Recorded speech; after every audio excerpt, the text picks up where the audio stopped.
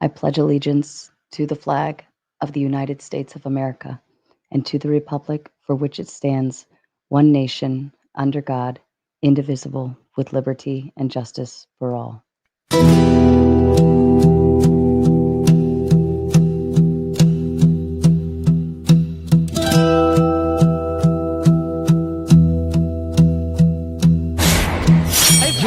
Generally, you said feminism is neutral. Here's what actually happened. This composed the foundation of all knowledge. Money. I'm really mad that What difference does it make, right? What Stop. Stop. the deregulation of the industry is obviously going to cause more of that industry. And to lubricate the trust connection between people until they have enough. Yet we could still look at biological reality in determining who's a female, even if there are. Why don't you denounce feminism the same way you're denouncing capitalism? If you don't... For something to be objective, it needs to be verifiable. And you can't verify... If I make a claim as a political pundit, it is true that I definitely could be wrong. Yeah, you're promoting, right? Ideology is the main tenet of politics, right? This is my ideology. But so 2015, anyone go back and watch the footage? The first GOP debate. Cool, Robert. Oh, they're dead? With a crowbar, you said.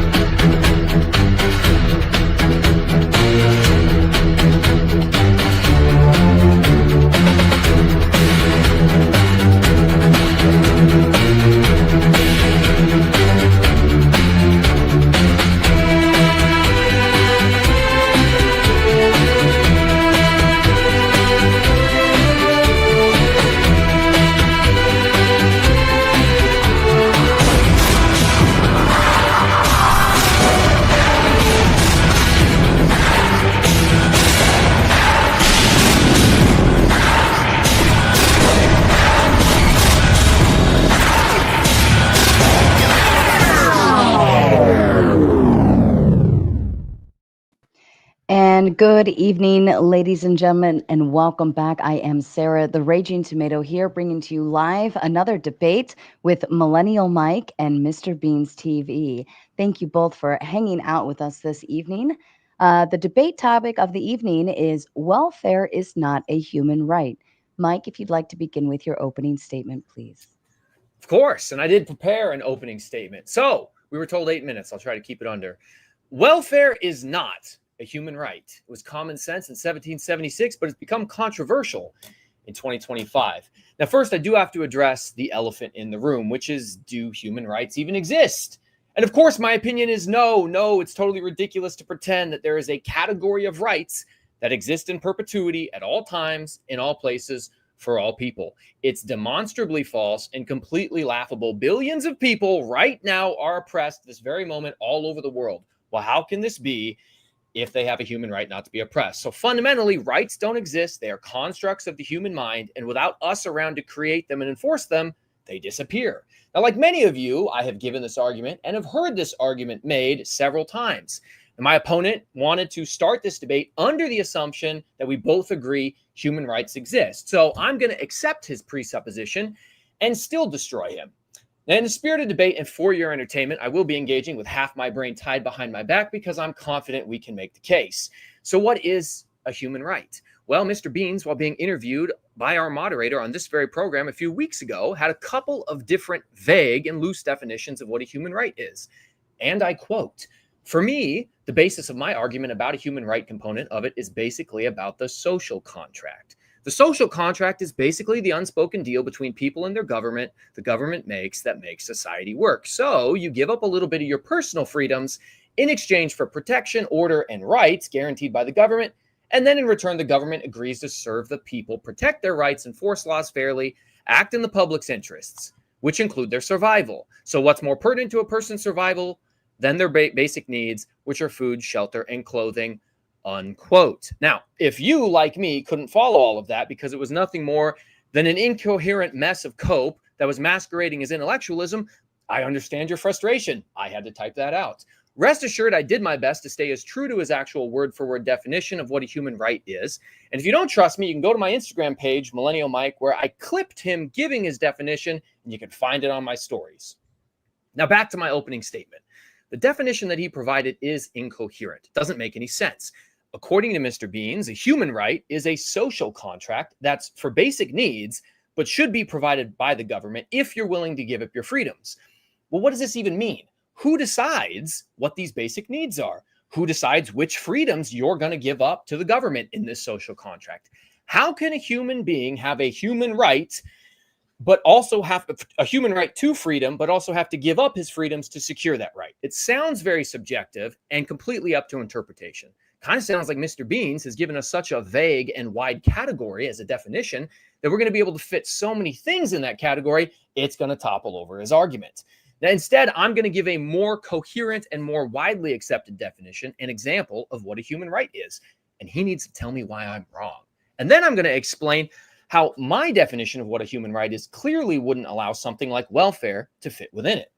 Firstly, human rights are sometimes called God-given rights, inalienable rights, or universal rights. They're inherent to all people, regardless of their race, sex, nationality, ethnicity, or any other status. These rights are considered fundamental, and they include political, economic, social, and cultural rights, such as the right to life, liberty, freedom of expression. They're meant to be protected by law and are typically said to be crucial for human dignity.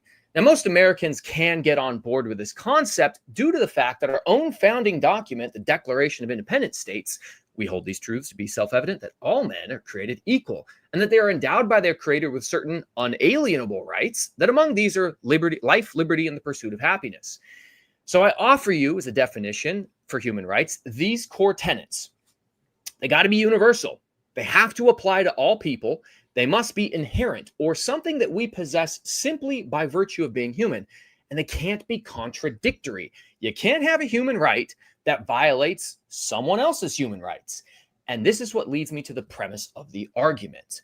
Nothing that requires the labor of other people is a human right.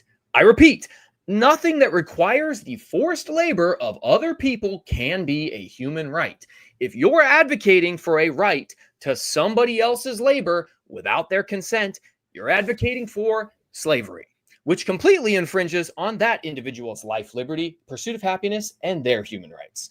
Now, this is the strongest and really only argument that we need for why welfare couldn't possibly be a human right. All of the items provided through welfare rely completely on the labor of others for creation. Just pick a welfare program like food stamps. You need a farmer to grow the crops, a truck driver to take the crops to the grocery store. The grocer's got to stock the shelves. The cashier's got to ring them up. There are several different points of contact where people must contribute their labor in order to supply you with your alleged human right to food. You're not entitled to their labor. What about the Section 8 housing program? Mr. Beans likes to talk about basic needs, and I assume he's referring to Maslow's hierarchy of needs, which puts shelter and food near the bottom of that hierarchy. But who's going to provide that shelter? Who's going to build it, plumb it, run the electrical wiring, or do the long-term maintenance for it as it slowly degrades over time? Again, very quickly, Mr. Bean's self-proclaimed human right to housing has multiple points of contact that require the labor of other people in order to deliver the product to the end consumer.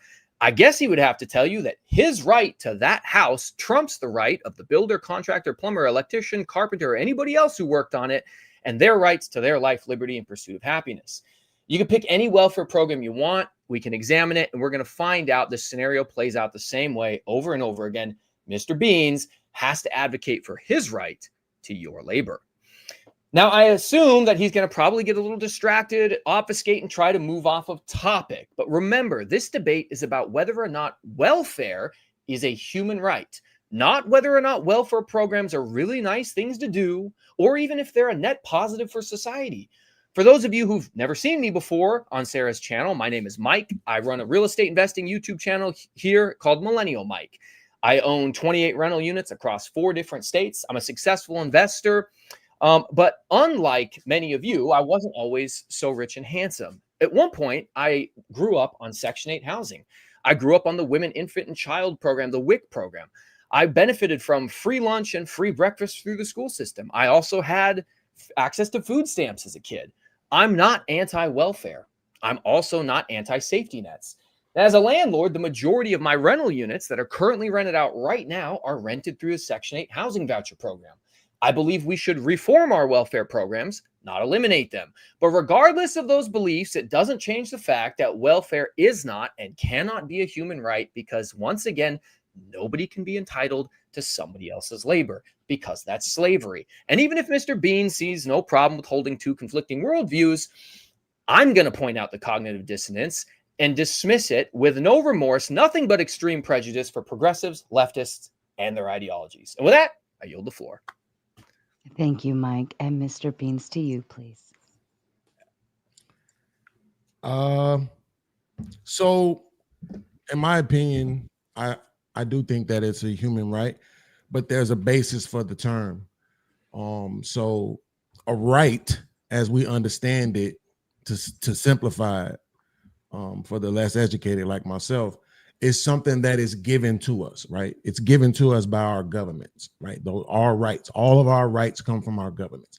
Now, some people will try to argue that they come from God, and those people are retarded because they've never conversed with God, so they don't know what God has given us or haven't given us.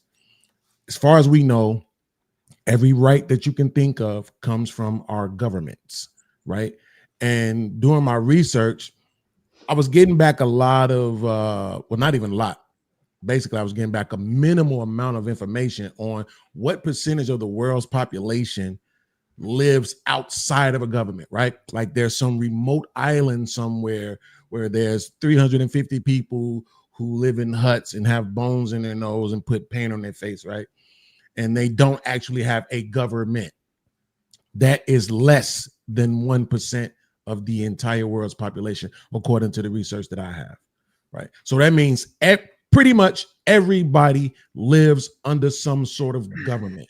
Everybody in some way or fashion are beholden to a specific social contract to where they are. And as long as you are holding people to the social contract, I think you have a responsibility to make sure that those people have the basic minimums. But here's another thing. I was just trying to look this up. Unfortunately, Mike stopped before I had a chance to get the actual number that I was looking at. But because he's trying to suggest that the money has to come from the people, but it doesn't, right? Like we live in a capitalist society. We live in a country where our government actually generates its own money outside of the taxes that it collects from people and businesses. So if they spent more of the money that they generated on the things that people needed, instead of, let's say, wars, right, then maybe they wouldn't have to take the money from the people at all. Based off what I'm seeing, they absolutely generate enough money to cover food stamps and housing at a minimum, right? So I think we can safely say that the money doesn't necessarily have to come from the people, right? From the employees of the world, so to speak, right? But the other thing is that if you look at I think it's 13 specific programs that fall under the banner of welfare. A lot of them probably could be done away with if it wasn't for the way the society operates, right? We probably could do away with a lot of them.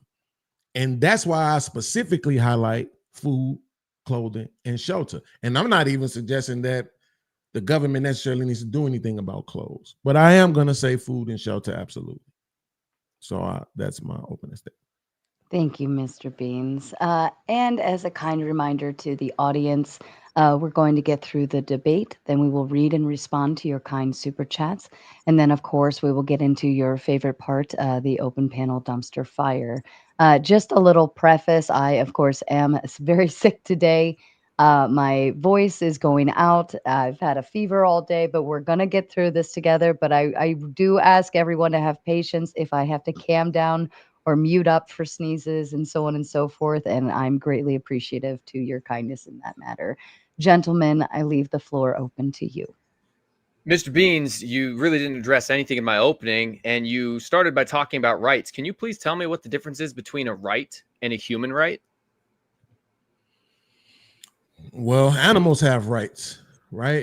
You can't do anything you want to an animal. I know there's these birds, I don't know what they're called, but I was informed that if I hit one of those birds, it would be not in my best interest, right?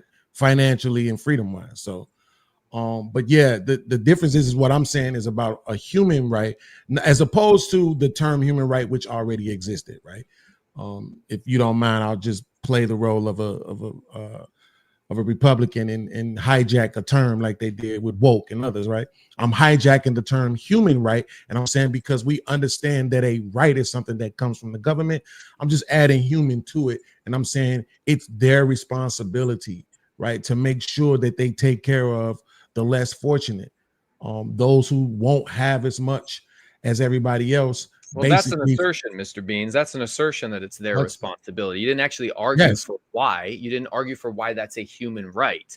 Well, I did. I said because they're participating in the social contract. Okay, right. But you see, here's the problem. Here's the problem. I asked you what the difference is between rights and human rights, and you told me that, well, animals have rights. And so what? Every right that any human being has anywhere is automatically a human right. I have a human right to own a gun. So in the Second Amendment, is that a universal inherent to being human? I have a human right to own a firearm.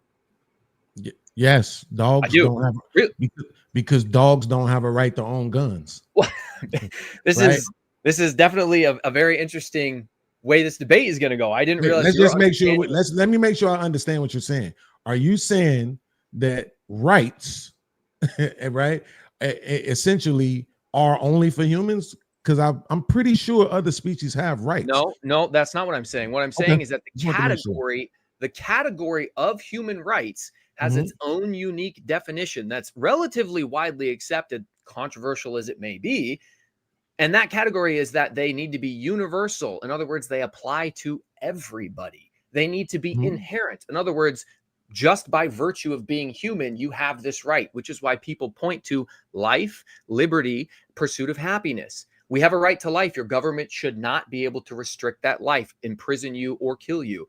You have a right to your liberties. You shouldn't be able to be enslaved. And you have a right to pursuit of happiness, which is oftentimes enumerated as a freedom of expression. You get to live your life how you would like. However, not included in those basic human rights are things like a right to a gun, because as much as I'm a pro Second Amendment guy with 4 guns in this room within arm's reach, the fact you're not born with this inherent right to own a gun. Like, it's not inherent to the condition of being human. They've only been around for the last few hundred years, and people have existed for thousands and thousands of years. So that's why. That's what makes even the things that you're suggesting as a human right, all of them are assertions by that definition. They all came from us. We all made that shit up. Well, and Mr. Beans, this is why I opened my argument by saying I don't even think rights exist. They're social constructs that human beings create, and we have to enforce. Why didn't we have that debate? You said you didn't want to have that debate. No. The debate that I didn't want to have is the one where we pretend like we don't understand what I'm saying, right? And which, to be fair, I'm not sure you're doing that right now, right? That's what I don't want to do, right? Okay. To me, that's a waste of my time. If you understand what I'm saying, right, which is that even though I'm using the term human right, what I mean by it is if you live in a society with a government, particularly one where they have taxes. Here's my example. There's an apple farm down the street. If I can't go to that apple farm and just pick as many apples as I want to and come back to feed my family, I get arrested. I get charged with a crime, right? The society and the government is saying I have to go get a job and then I have to make money. And then even before I get that money will be taxed. And then when I go spend that money to go purchase the apples, that also will be taxed. So I'm saying if you're a human being that lives in a society or in an economical system, anything similar to ours, by the way, which is capitalism, then yes, your government absolutely should take care of the less fortunate. Well, see, here's where we would need to make the distinction then, because again, we're dealing with a bit of a word concept fallacy as to whether or not human right just means any right any human being has versus what I defined it as, which is inherent by definition and universal to all people. What it sounds like you're describing to me is a duty that the government has to its citizens. Now, I would agree with you. We have a social contract between us as the citizenry and our government. And within that social contract, if we pay our taxes, if we institute a government among men, they have to provide certain things. That is their duty, like like the defense of the nation, for instance, or as you see in some of the founding documents, provide for the general welfare. That doesn't mean welfare programs; it means general welfare. But there's a difference. General welfare? Yeah, general welfare. It's in the founding documents. Yeah, right. I'm saying, what does that mean? Well, I mean, most people would see that as the overall health of society, but it's protect the general welfare. It's not provide welfare. But ultimately, what you're describing is a duty that the government has, but that's not an inherent human right, because there can be different governments all across the world, or even different governments here in our own nation at different times or in different states. So for something to be a human right, it has to be universal. What you're describing is not a human right. You're just describing things you want the government to do. And I don't disagree with you that there's some things they should do. Wait, when you say universal, what do you mean by that?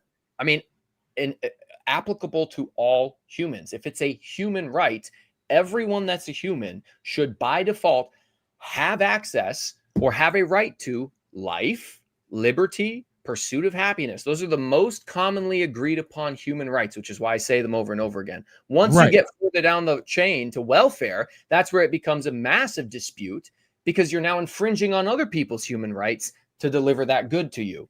Well, we can get into that argument, but this argument is starting to sound like the one I didn't want to have, right? Because you keep trying to go back to a human right.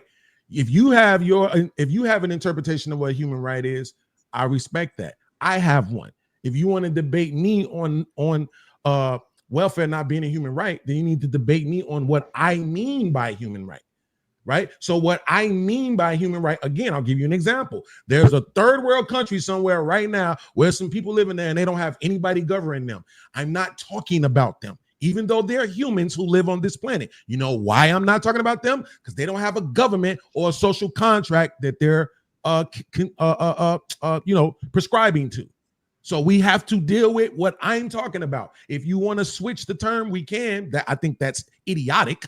If you can just accept my premise, you either accept my premise or you don't. My premise is you live in a capitalist society like America. You're poor. They should take care of you. Do you disagree with that?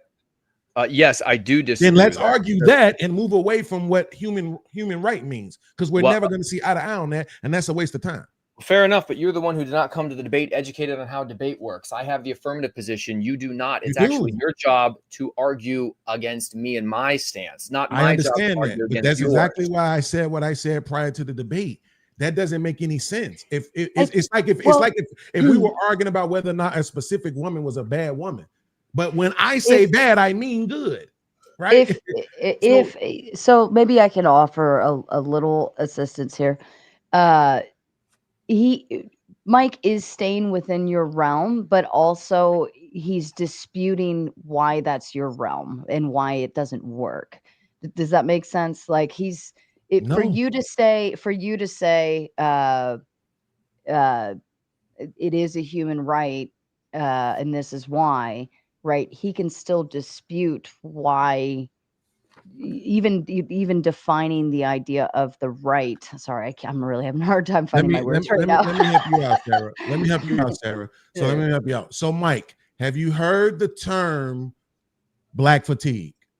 Yes, I've seen it many times all over the internet recently. What does black fatigue mean? It typically is referencing the frustration felt by presumably anyone who's non-black, but probably mostly white people because it's in our nation, and the frustration they have towards whatever cultural stereotypes about the black population are being perpetuated by social media. Right. Except it doesn't mean that. Okay. Okay. Well, then what does it mean? But wait. So do you get the point I'm making? It doesn't mean that. It's very important to agree on definitions. It doesn't mean that, and yet you just said that it meant that. So if I wanted to debate with you about black fatigue, you know what I would do? I would accept the fact that that's what you think it means, and then I would debate you on it. Okay, right. I can literally provide you the evidence that black fatigue is a term that came out several years ago that didn't have anything to do with anybody else. I'm not disagreeing with you or trying to debate you on. I didn't say that you are. I'm trying to make sure you understand. This is what I didn't want to do. Well, semantics are very important. I literally said, allow me to hijack the term. Right, which is actually a very interesting way to phrase that. And I do appreciate you with your Freudian slip, because that's exactly what the left do with language. They hijack and co-opt language. They seize and steal phrases and words and terminology that play on people's heartstrings. And they say things like, I'm not for killing babies, I'm just pro-choice. Who could ever be against someone having a choice? So something like human rights, which again, I would sit here and say that human rights has a pretty rigorous, well-defined definition throughout the history of the last 100 years, and I'm working within that well-defined history of the definition. I'm not saying that human rights don't exist. I'm just saying here's the historical context on what people widely agree human rights mean. And you're telling me, actually, Mike, I'm going to do an equivocation and say none of that matters. My new definition of human rights is that human rights means government owe you welfare. Right. That's what you want me to argue. Your new coming from a person, it's coming from a person who said that they don't believe rights exist anyway. So it should be easy for you. Well, hold on. Because, let's not skip past that. Here's why. You still have to, in order to say welfare is a human right, you'd have to be capable of disputing what a human right is. That still has to remain on the board in order to be able to dispute it, right? So he's understanding what you're saying, but he's actually disputing exactly what you're saying. And I think that that's still fair in terms of a debate. Now, he already agreed that he wasn't going to go down the road of human rights existing. He agreed to go ahead and accept that fact for purposes of moving the conversation to the next step. So I think that's fair. But in terms of actually disputing the human rights and what they're built in for, I think that's part of the debate prompt, right? Like if he just agreed with everything you said, then he wouldn't be debating you at all. No, because he could still make the argument that he doesn't believe that just because people are beholden to the social contract that earns them welfare. He doesn't believe that he can make the argument that he doesn't believe that just because you live in a society with a government, right, doesn't mean that the government should be willing to take care of the less fortunate. He can still make those arguments. Well, right? Correct. But those arguments are much more subjective. And that's why you start with very rigid terms. For any debate, definitions are very important. Semantics are very important. You have created, even if I dismiss, for the sake of argument, completely going to dismiss the historical definition of human rights. On top of the fact that I don't think rights exist, now I don't think that previous definition exists. We're going to just work off of your definition, your co-opted, brand new, Mr. Bean's provided definition of what a human right is. Your definition is, well, social contracts with governments entitle you, which is a right, and entitle you to welfare. My question for you, okay, well, you've created one second, Mike. I want to compliment you. That was the greatest steel man I ever heard in my life. Oh, well, I appreciate that, the man. Greatest. My goal is not to lie about what you're right. And I appreciate that. Yes. Just that argue. Was awesome. Okay, but here's the thing. Okay, so we have this new category. Here's the new category. I still think that for any definition or any category to work, it cannot be contradictory. So I would ask you, do we still have a human right to life and liberty? Does every human being, or should the government secure our right to life and liberty? I think that's a difficult question because I'm not necessarily sure that they can, right? Because people die every day, right? At the hands of other people more often than not. So they can't necessarily protect it. They can't stop it from happening. But we do have police officers, right? Who I look at as government officials who, if they see something happening, will jump in to intervene, you know what I'm saying, to impede said exiting of life. Right. Right. So that's why I would have to say maybe yes, because they have presented that they want to do that in some way or another. But we do have the death penalty. We do have prisons. We do have laws, 1 million laws on the books, I think, in America. Right. Oh, yeah. So we also infringe upon people's freedoms and liberties. Right. So that's why I'm saying if I'm going to be beholden to all of that, right? I know here's this old lady walking down the street, 65 years old. She got the brand new $2,000 iPhone. There's nothing this woman could do outside of handing me that iPhone as gently as she possibly can so I don't knock her teeth out of her mouth. And I got $2,000. But I'm not going to do that because it's against the law. We don't supposed to do it that way. We're supposed to work blase Skippy. Now, I just so happen to be cut from the cloth I'm cut from. My daddy wasn't shit. My mama wasn't shit. My grandmama wasn't shit. And now I ain't shit.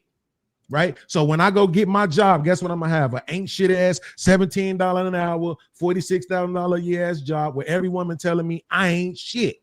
And if that $46,000 just so happens to qualify me for some sort of welfare, I'm taking it. And I don't care who don't like it. Right? And I think that's a right. I do think that there should be rights for people to be able to say, I only make this amount of money. I should qualify for some sort of assistance so that I'm not out committing crimes and that I am beholding myself to the social contract. Yeah, so Mr. Beans, I mean, again, first of all, I admire anybody who has any job anywhere. All work, all labor is honest work, honest labor, and should be admired. I think that we shit all over people in our society who occupy a lot of those lower end jobs. I myself worked at Walmart, worked at McDonald's, worked as a construction worker before I became the bluest of blue collar, a police officer, and still currently work as a police officer. And I now also have a bunch of real estate. I've been investing for the last 7 years and became a relatively successful multimillionaire through pouring all of my money into real estate and making good decisions there. So I would never denigrate the work that somebody does. And again, in my opening statement, I didn't say that I'm anti-welfare. I benefited from it. I'm not anti-safety net. I think it's incredibly important. That's not the purpose of the debate. In fact, it sounds like we are in agreement there. Sure, we could probably quibble over how much or how long someone should be on it or to what degree we benefit people, and we can have that discussion maybe a little later, but it is still moving away from the primary discussion, which we stopped what I was talking about earlier with human rights. We're moving into your category of what a human right is. And you said, well, the government can't guarantee life, can't guarantee liberty. Well, sure, but they also can't even guarantee that welfare works. There's lots of people. This happened to me. Here's your personal anecdote. My mom would sell our welfare. She would sell our food stamps for 50 cents on the dollar so she could go buy booze and drugs. So even if the government provides that, they're still not going to be able to do it perfectly. The point is that they'll never be able to do it perfectly. My question for you was, do we have a human right to life or liberty, regardless of whether or not the government can perfectly execute on delivering it? Yeah, and that's why I said maybe my answer wasn't clear. It's difficult for me to just say yes, but if I tell people give me yes or no answers, right? I tell people give me minority or majority answers. So I'm going to give you one, and I'm going to say yes, right? And that's only because of the fact that I can see areas where they have taken it upon themselves to try to protect people's life and liberty. But that's only because they decided so. See, again, every government will operate differently. To your point, I think you made earlier, they won't operate all the same. Then you have different economic situations. You got socialism, you got capitalism. What's the one they always call me? Communist. Yeah, you got communism, right? To be honest, I don't even know exactly how those other ones really facilitate. I never really took the time to study them like that. But I'm just saying specifically, whatever it is that they say, if you are beholden to that, then in my opinion, yes, they have you have a right for them to be able to say, at a minimum, here's some food, here's some shelter, right? And the reason why is because you are a part of the society. You are something that makes the society work. I know dogs can, but hell, there's people that eat them. Right? I know birds can. I know they say we couldn't survive without bees and the honey and the pollen and all that other dumb shit. I hate fucking bees. Sometimes I wish we can get rid of all of them. But assuming, I guess they have rights, right? Like they have rights to life and liberty. It's true. You see what I'm saying? So how can I say no, a human doesn't have a right to life and liberty when I'm knowing we get this shit to animals? It's just very difficult for me to say no. So I would have to say yes. Well, and I would agree with you that under my previous argument and this argument, I still think people have a right to life. They have a right to liberty. But that's where we enter a bit of a conundrum, because if you say that the government must provide food or some other type of welfare as a human right, the government has to provide that to you. Well, the government isn't some machine. It's made of people. And they don't do anything except for what you mentioned earlier, which is pass millions of laws. Those laws govern the populace. So if the government is going to provide something, It's not them that's providing it. It's us that's going to provide it, the populace. So if I have a right to my own life to do what I want with it and my own liberties to live how I choose, but you're saying that people also have a right to welfare, somebody has to make the food or build the houses, and it ain't the government. So how can I have a right to do what I want, but also be obligated to provide something for somebody else? That's a contradiction. Well, so the reason why I can see why you would say that, the reason why I don't think it is because there are things called qualifications, right? So even with the gun right? Like you said, hey, Second Amendment, I think it is, right? You get the right to own a gun. Guess who can't do that? This guy here. Yeah. Right? So there's qualifications for things, right? If you meet the qualifications, then you're good to go. Again, from my research, and we're just talking about, food stamps and housing. Yeah. The government almost makes enough money in its non-taxable revenue to fund those, right? So I just think maybe that's a great argument that you're making. I don't know how to actually combat it outside of the fact that, and this is unfair again, if somebody did this to me, I wouldn't like it, but I'm gonna do it just to make the show a little bit different, right? That's fine. The religious component. We live in a country where it's like, I think 60 or more % of the people claim to be a part of this particular faith. Right. Your religion tells you that this is what you're supposed to do. That when somebody is in need, you're supposed to take care of that. It's true.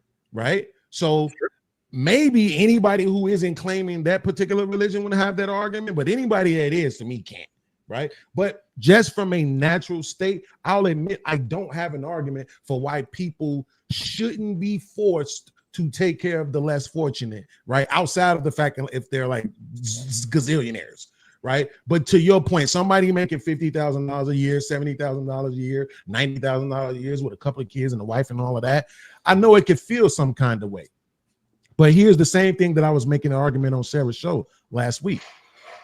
Right now, because they gave me a percentage, they said that 40% they believe, or at least Fantastic said this, so I'll give it to the person who said it, of the 208, I believe, $1 billion, which covered food stamps and housing, that 40% of that was waste and fraud, right? So 40% of that was like 90 billion. So my point was this: if you remove the 90 billion, and to you now, if we remove the 208 billion, your check wouldn't look different at all. The exact same amount of money that they're going to take from your check is the exact same amount of money they're going to take from your check if they stop sending that 208 million or 208 billion to the people who get it. Your check will look exactly the same. They're just going to find another way to allocate that money. Sure. Where I disagree with Sara and Mr. Fantastic on the position I disagree with them on is assuming that now that money would go into the green, which was something that Angry Man said. Like they're just going to take it and do the right thing by it, right? Like when we had a surplus at the end of Clinton's presidency and we just took it and took care of everybody, right? No, we used it to go to war, right? True. So, True. In my opinion, again, and I'm acknowledging that this isn't necessarily a refutal of the point that you're making.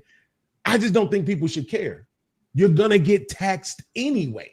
They're going to take the money from you anyway. I'll sleep better at night knowing that it's feeding somebody or housing somebody versus dropping bombs on unsuspecting neighborhoods in other poor places around the world. So again, the debate is moving all over the place from topic to topic to topic. We're bringing in a bunch of different things. So problem number one, the government wastes the money that they tax from us. Yeah, I totally agree. Absolutely. The waste, fraud, and abuse of the government, it's terrible. Premise number two that you gave, even if we got rid of all of the waste, fraud, and abuse, it's not like they would refund us the money or lower our taxes. Very likely, right. They'd just spend it somewhere else or they'd waste it. I think that's probably accurate. That's probably exactly what would happen. But those are different issues than what we're talking about, whether or not welfare is a human right. Whether or not the government can't manage money properly is a different issue. I'm happy to talk about that issue and talk about the fact that, well, we should probably put better controls in place to prevent that from happening. But on its face right now, you're not wrong. They probably would waste it. You bring up religion. You say, well, people who are Christian, myself included, you believe that you're supposed to take care of the sick, the needy, the poor, visit those who are in prison or infirm. Absolutely. But you see, what you got wrong was that's not something that the government forces a Christian to do. It's something that in your effort to become more Christ-like, you're supposed to move towards more Christ-like behaviors, which include charity and kindness and being forgiven. It's a voluntary process. There's the entire premise of the Bible or the Christian religion is not that someone is going to force you to do the right thing. It's that you need to change who you are until you choose to do the right thing. So I think it's a little bit of a stretch to say, well, because Christians believe in charity, the government can now come in and force everybody to be charitable. That takes away all free will. That's what I'm saying. They do. They already do. Yeah, right. Which you're correct. They do. I think that is actually a point. That proves my point. That is a point on the board for Christians, that we have such a moral society, that we took this very, very well agreed upon, highly respected, important moral of charity and kindness and long suffering. And we actually enumerated it in law and said, this is so important to take care of those the least among us that we want to help them. But that doesn't mean it's a human right. It means that we are a group of really, really good people, all of us in America, who are the most charitable nation on the planet. Every time they do the studies on it, we care about other people. We donate to charities and we take care of the sick. But that doesn't make that's my point, Mike. That when I say but they do, that's what I'm talking about. I'm not even talking about what they do here. I'm talking about what they do globally.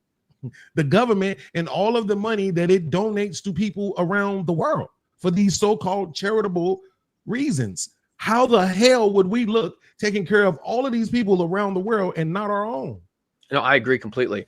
We spend so much money in all these foreign wars and with all this foreign aid. I mean, I totally supported the mission of Doge. We need to spend money on our people.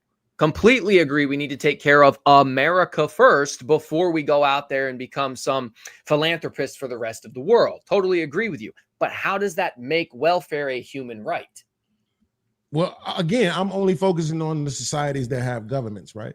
And then like to be hyper specific on this one now, because of the fact that I keep being told that the government is Christian based, that the founding fathers were Christians, that that all of the documents were written in God this and God that and God bless America and God first and blah, blah, blah, blah, blah, and all this other stuff. So if it's based in God and God is saying, hey, it's your duty to take care of the poor. Yep. Right. And James, it talks about what good does it profit a man if he comes to you and he says, I'm hungry, and you tell him, I'll pray for you, go and be fed. He's cold or homeless, and you say, I hope you go be warm. My God, pray. It's nothing, right? Faith without works is dead. That's in the Bible of the religion that the country is founded on. Mm-hmm. True. Right. But it was not in the Bible that when you institute a government among men, the government can tax you, take your money, and spend it on things like welfare. And while I agree with you that I think that is actually a net positive for society, that even though it's a net positive, like building a freeway is a net positive. The government uses eminent domain to seize land and build things like freeways and highways. It doesn't make it a human right, even though it's a net positive. No, it doesn't make it a human right. Right. Again, for me, my argument only is that, well, not only, but my main argument is that what makes it the right is because of the fact that you're participating in that social contract. That's the thing I believe that makes it a right. Your argument, and again, if I steel man this wrong, I apologize. I'm not as good as you because that was the best steel man I ever heard in my life. I'm not even being hyperbolic with that. But it just shows Sara was right about you, right? Like you're not like some asshole. But I try. When my point is that if you look at it from the social contract, right, and I'm specifically saying, hey, you're focusing in on this, and you're saying, hey, I'm out here. I know we have criminals, but I'm just saying, right? You're following the laws, you're paying your taxes, you're working your job, this and that, right? And because of that, because of the fact that there's a government in place, right? To me, that's the thing that makes it the human right, right? The right, but then just a human component, meaning this thing that I'm talking about doesn't apply to dogs. I don't think just because you're a dog in America, you deserve to eat. Fuck you. Right? Like I ain't got nothing to do with that. I give a damn about a goldfish, a dolphin. I could care less about any of those animals. I don't even touch animals. I can't stand animals, right? Except for when they're on my plate. And then I can't even eat them on the bone, right? I don't even want to know that it used to be an animal. So I eat all boneless meat.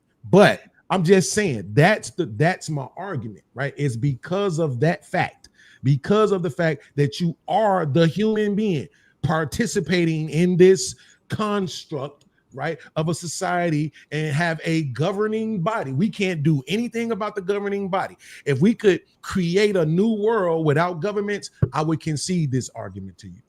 But the fact that we live in one with governments, and not only that, in my opinion, the only argument that you actually made against that was the argument about the people having to pay for it. And again, you quoted me. I'm talking about food and shelter.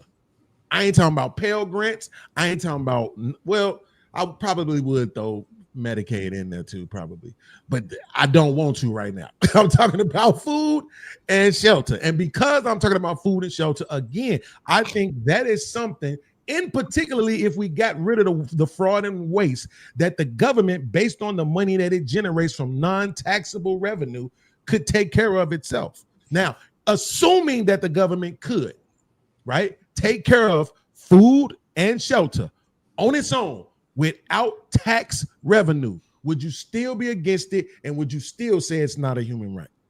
Well, I would still say it's not a human right, but that doesn't mean I'm against it. Like I said, there's many things I support and advocate for. Again, I'm a Section 8 landlord. I provide housing to people on welfare. That's actually my preferred tenant. Right. And I benefited from it myself. I don't agree that it's a human right, but you actually bring up a good point in that monologue you just gave, which is where you said, I'm talking about food, I'm talking about shelter. I wouldn't necessarily consider medical. Well, maybe I would. And that is the problem with having such a wide category and vague definition of what can be a human right. Where do we draw the line? I heard you on Sara's program a couple weeks ago talking about people getting government assistance for their internet bill. And you were like, I think that's a good thing. But do you have a human right to a 50% off internet bill? And how many things can we stuff into the category? Don't you have a right to transportation? I mean, shouldn't you be able to move comfortably around the land that you live in, that you have a social contract to live in? Don't you have a right to not be miserable? I mean, should the government provide access to entertainment like through the internet? But why stop there? What about a right to season tickets to the Seahawks? You know, I mean, I really like to watch them play. You got the Chicago Bulls hat on. If I'd been alive in the 90s, I might have had a human right to watch Michael Jordan dunk.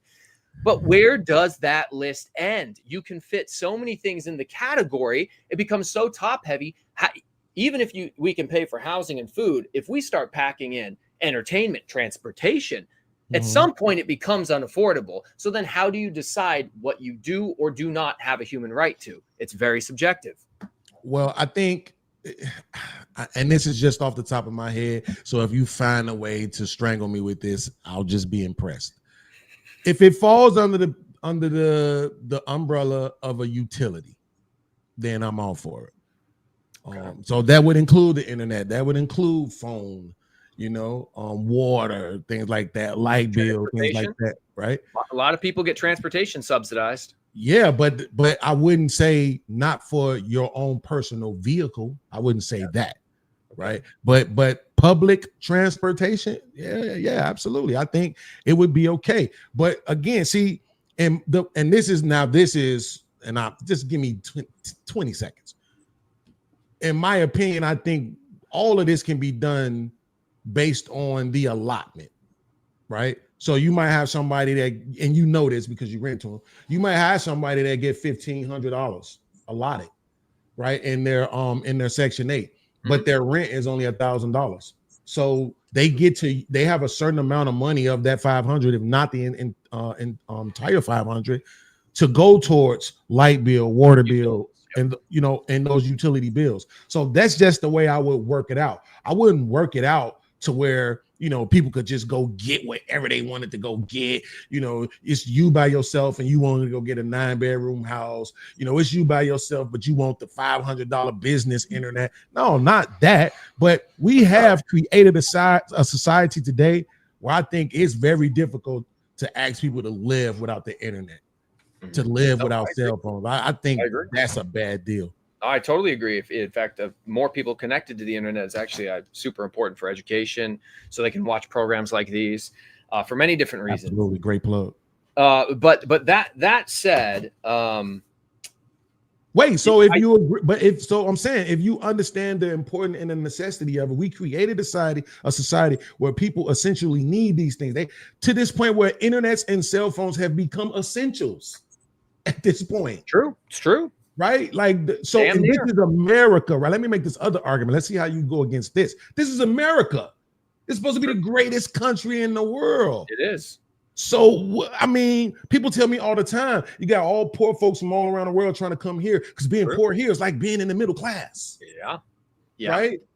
Okay, so I'm saying then, to me, I think this may lose me the debate, because I can't speak for what they're doing in the communist place. I can't speak for what they're doing in the socialist place. I really don't understand those concepts. I don't understand this one in totality.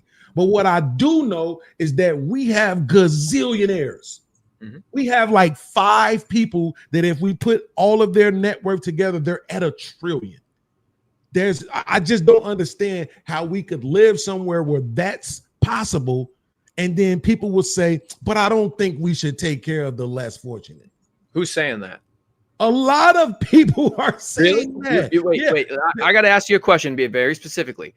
Absolutely. Are they saying flat out, absolutely zero welfare? We should provide nothing, and we don't even have a moral obligation to be charitable to the unfortunate? Or are they saying we need to reform or change or maybe even eliminate some welfare programs? Yeah, so it's more closely to the latter. Right. I can admit that it's more closely to the latter, but they are very age specific, right? And even gender specific. There are a lot of men who think no man should ever get any kind of a census, right? And then there are a lot of people who think it should just be for the elderly and the disabled. Hey, I got a disabled brother, but I think I deserve his SSI check just as much as he do. Much shit as I've been through in my life. I'm crazy. Shit. Let me get a check. I need $950 a month. What we talking about? Well, Mr. B, I appreciate the candid honesty and the humor around that, but ultimately, you're able to have a job. You have a job right now.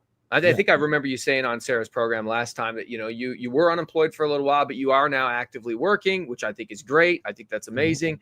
But you said, how can we claim to be the greatest country if we don't take care of people? Well, we do. We take care of people who are disabled, who are elderly. We take care of orphan children and gender-specific programs like Women, Infant, and Children, the WIC program that's not available to men. I don't see a problem with asking those within our society who are capable of standing on their own feet or contributing to contribute. I know it's nice. Your brother gets a check and you might sit there and go, dang, I wish I got a check for $900. I wish I got a free check for $900. But I understand that first of all, if we just gave money to everybody like we did with the payouts that went out 5 or 6 years ago, I forget what they were called, those $2,000 checks everybody got. It inflated the cash value. We've been dealing with it for years ever since. It's not good overall. But how do we need to incentivize people to produce? Because the entire ability of your argument to rely on government providing things is only going to happen if people, not the government, people produce those things. If everybody gets on welfare, who produces something? If we had a society where no one was on welfare and everyone contributed, that society would function. If we had a society where everyone was on welfare, the society would crumble because nobody would be producing anything. Respectfully, that was the first poor argument you made all night long. All right. I get on people all the time about making the not all argument. To me, when you make the not all argument, you already lost, right? Because there's no situation where there will ever be all, right? We're never going to see that. Too many people in this country don't want what welfare provides. They want more. the majority of people want more, which is exactly why when you look at the numbers, the median numbers, not average, the median numbers, you see people don't even stay on this shit past 5 years. Most people are done with it after 5 years. Which is great. 3.8 to be exact when it comes to housing, right? So we're never going to have that problem. But to me, I think an argument I will make, and I thank you for throwing me the alley-oop, is the inflation argument, because that also happens when people start to make more money. When people start to make more money and generate more money, inflation also happens. You know what else they do? They cause pandemics to slow folks down, to stop folks from the progress that they're making, because if everybody starts to have more money, which way is it? Is it the goods won't keep up with the demand? I think that's what it is. The goods won't keep up with the demand, because everybody will have money, everybody will be shopping, everybody will be buying everything, and they won't be able to produce things for people to purchase at a proper rate to keep up with the demand. So they need poor people, right? And as long as you need poor people, you might as well take care of them. That little $200 that you giving them for food stamps ain't no real money. That shit ain't hurting the economy. It's helping the economy, because they take it to Walmart and they spend it there, and Walmart becomes gazillionaires even more, right? That little 700, 800. I think the median for housing is I think maybe $1,200. That little $1,200 ain't hurting nobody. It's helping people like you who own property, who get more than they actually would for their property a lot of times, right? Property probably would have went for $1,000, but you Section 8 and now you're getting 12. So I'm just saying that little money that we put in, it's not really hurting, it's helping. It really is benefiting people, because you keeping those people who wasn't gonna do shit anyway, and who would probably be just out committing more crime. You keep them in the house. Maybe they sell some weed or do some hair on the side to make a few more dollars so they can put some clothes on their kids back and go to a movie every now and then. So what? Okay, so first of all, you said I made a bad argument. I made that argument as a hypothetical in response to you saying you wished you had the same $900 as your brother. No. I'm sorry. Let me say this real quick. I was joking with that because my little brother had an accident. He couldn't walk or talk for like a year. He had to learn how to do all that shit all over again. So he earned his disability. I'm just saying sometimes I wish I was getting that. Right. And, whether or not you meant it. Yeah. I mean, I think we can all understand the sentiment of, well, yeah, I mean, shoot, I certainly could use an extra $900 a month. Do I think it's actually good for me to get that? No, but of course I'd love somebody if I just found $900 when I stumbled out on the street. Sure. Fair enough. Absolutely. Number two, I know of no Section 8 market anywhere in the country where they pay more than what the regular rents are. That is baffling news to me. Every Section 8 market that I've looked at, that I've investigated, they usually pay below what the market rent is that you can get, and which is actually a problem for the program. It's a major problem, because then how do these people ever get quality housing? Oftentimes they don't. They get stuck living in lower quality housing because all of the higher paying tenants pass by the lower quality housing, and that's all that's left for the people in Section 8. So I'm surprised to hear that your experience is that Section 8 pays above market rent. That's not my experience. I think they pay close enough that it's still worth it for me to work with the program, to be A, charitable, and to B, get guaranteed checks. That is the nice thing. A Section 8 tenant likely isn't going to get fired, or even if they did, they're probably going to qualify for more housing assistance instead of less. Whereas regular tenants, they lose their job. As a landlord, they don't pay. That's a problem for everybody involved. Right.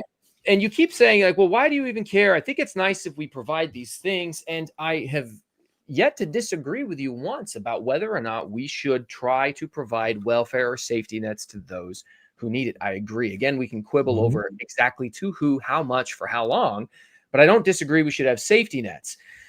But that, again, to our original argument about whether or not that makes it a human right, we still end up with a problem that the more things that we put or we qualify as a human right, the more things that we want to provide, somebody has to build it or produce it, and we have to infringe on their liberties. So my next question to you would be, if someone refuses, if that doctor refuses to provide medical care, if that grocer refuses, shuts his store down, if I stop being a landlord and I stop providing housing, am I violating someone's human rights?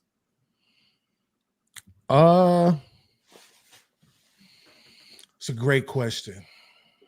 Don't I have the life, liberty, and pursuit of happiness for my own life? Why do I have to provide something for them just because we live in the same society or culture? You can say the government has to provide, but it's not. Right now, are you just talking about financially, like the money out of their checks, basically?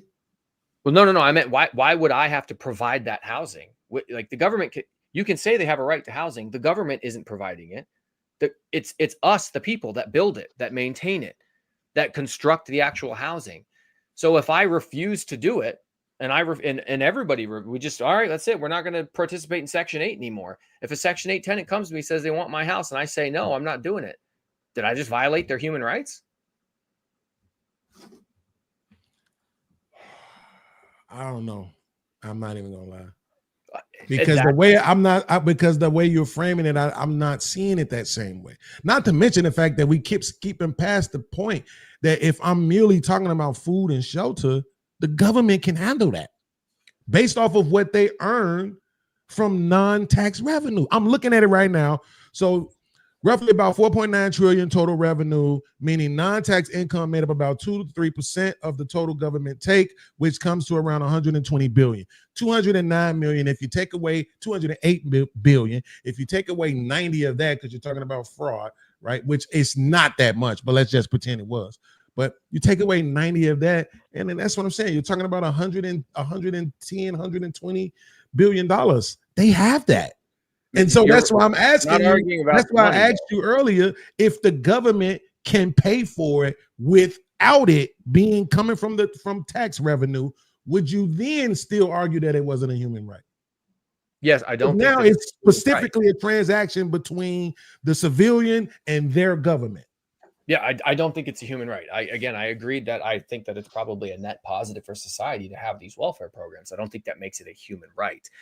Let me ask you one question. What if I switch the terminology from human right to civil right? Well, even still, civil right, I wouldn't agree with. If I was going to switch the terminology, I would say that we have a duty to take care of those the least among us. We have a duty. So that's morality? Yes. Yeah, no, I would think moral. Again, based on the Christian principles that we discussed earlier, I do think that we have a duty to try to help those. But that doesn't mean that they have a right to force me to do it, but that I have a right, or excuse me, that I have a duty that I should be attempting to and trying to help these people out. But those are different things. Duties and rights are not the same. Okay, so literally a right is a entitlement absent a duty. Okay, so we're getting somewhere. So the government isn't in the moral business though, because you keep saying that yes, you feel like we have a moral duty, right? But then again, when you say we, you're talking about you.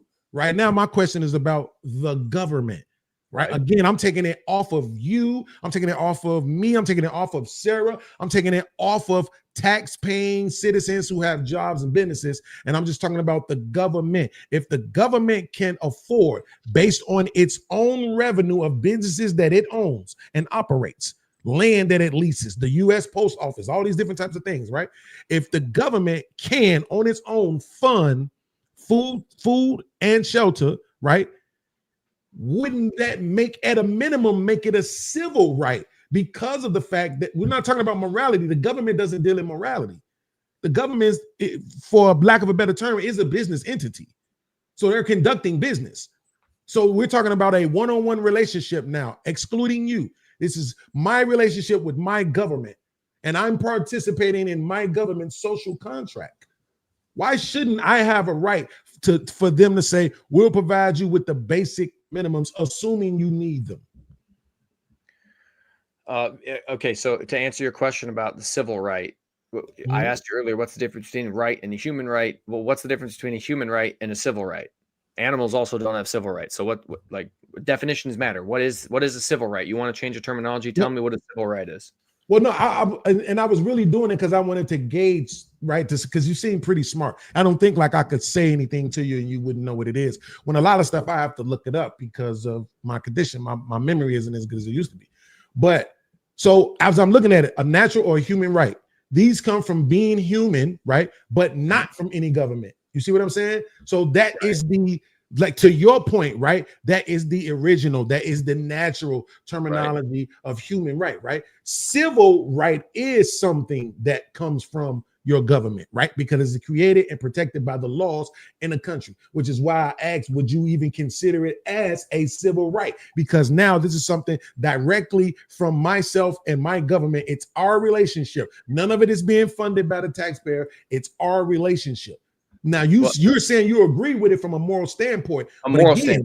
But again, that's from you as a human being, and that's from you as a faithful person. I'm saying from my government, because I don't necessarily know if I want my government to deal in morality, right? We're gonna have to go to war sometimes, right? I think I want my government to make more logical decisions than to be in the feeling business.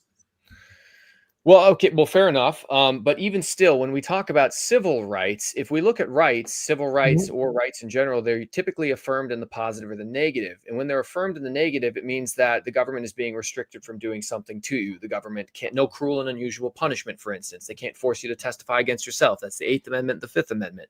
4th Amendment, no unreasonable searches or seizures. These are rights that are affirmed in the negative. A right that is affirmed in the positive is essentially what you're talking about, which are like these entitlements. The government must provide something. They're affirmed in the positive.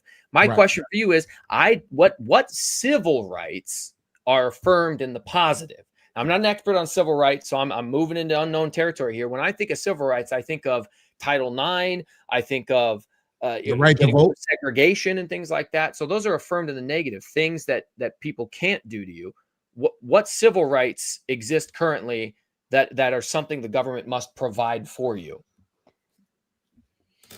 I don't know. I was just looking up definitions, so I wanted to see if I could get some common ground there with you. What about the right to vote, the right to a fair trial, freedom of speech? Those but those but those aren't something that's like provided for you. It's not something that is produced. It's not an item that is produced and given to you. It's a due process right, or a due process clause. Like, the government cannot come after you and enslave you or put you in jail until you've had your fair trial and until you've had your speedy trial. You have a right to a speedy trial.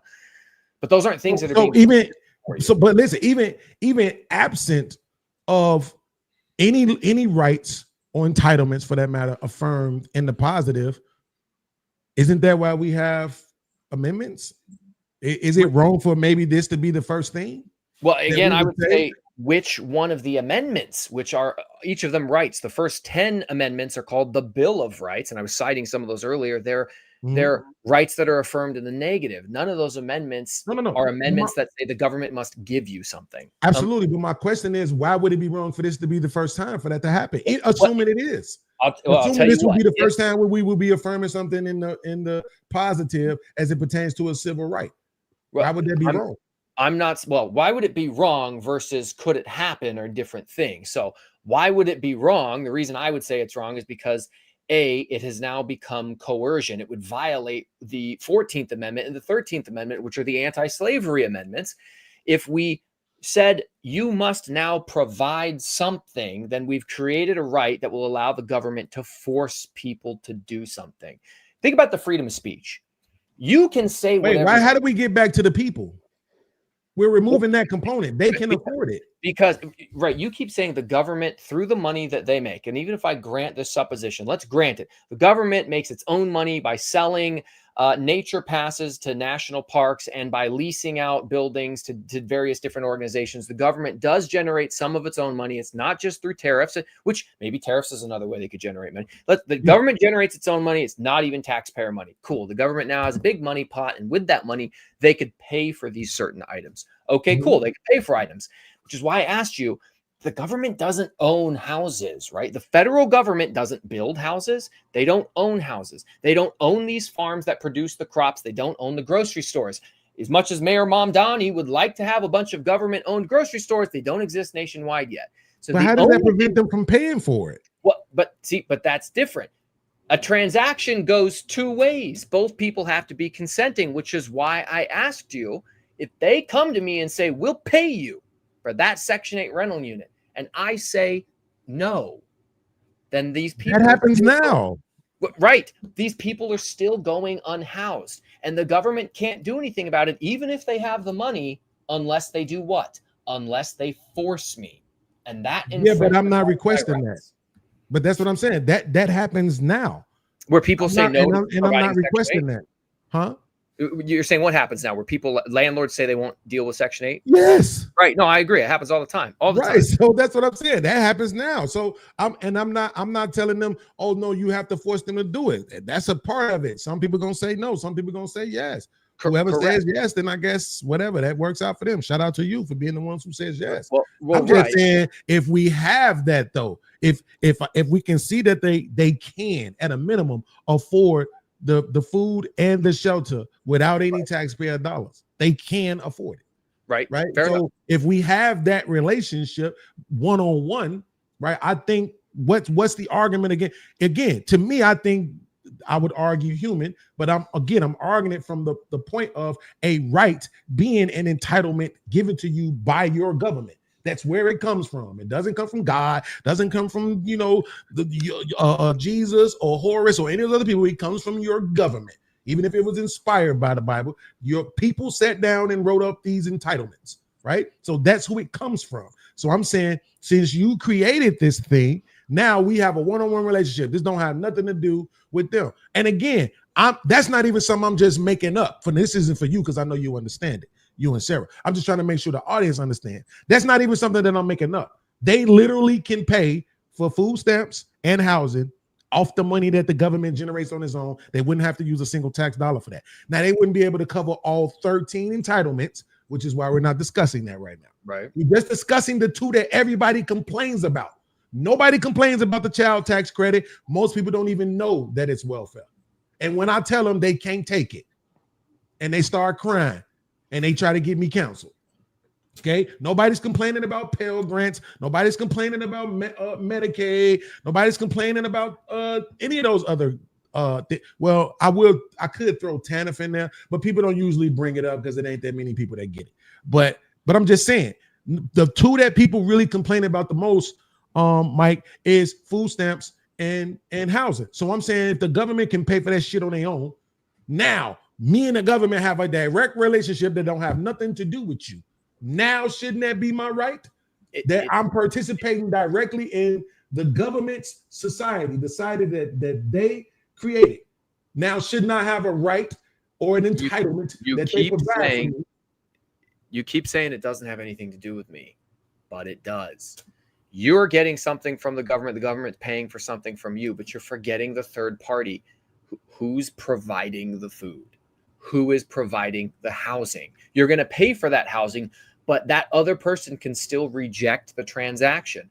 I don't understand why you're bringing that up. It's a sales transaction. Who's really gonna keep turning down money? You just made the point that landlords refuse to accept Section 8 all the time. So yes, and we still have 59 billion. I'm sorry, what'd you say?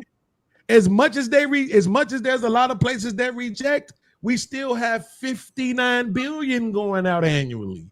59 billion. Well, right, but the point isn't what the money. I'm just giving you the assumption that the government has deep coffers. They have enough to pay for everyone's housing times 2. But at the end of the day, the government doesn't actually own the houses. Private individuals do.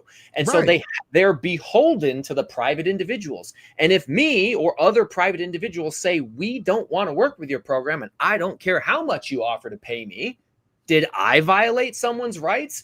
And what does the government have as recourse at that point? You didn't violate anybody's rights because the agreement isn't between you and I, it's between me and my government. Right. So, but if it's the government's duty to provide you housing and they can't because no one will work with them, what does the government do at that point? That's the big question. I guess the government will have to get into real estate.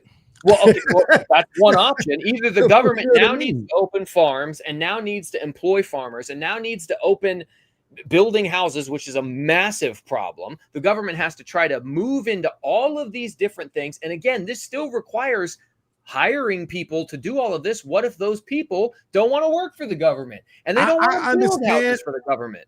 I understand the what if, but it's just so much of a massive what if that it just isn't logical. There's never going to be that many people selling food who said, I'm not selling no food to nobody who's using the government's payment process. You got that card? Oh, no, we're not accepting that here. Who the fuck does that now? It happens. What grocery store says no to the link card? It happens. Well, with food, it's typically, you're correct, but it happens right now with housing. Many people don't want to work with Section 8. Trust me, as someone who's made believe me, I know videos.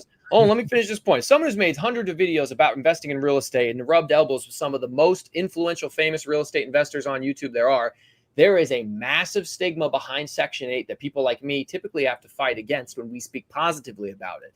Yeah. People don't want to work with that program.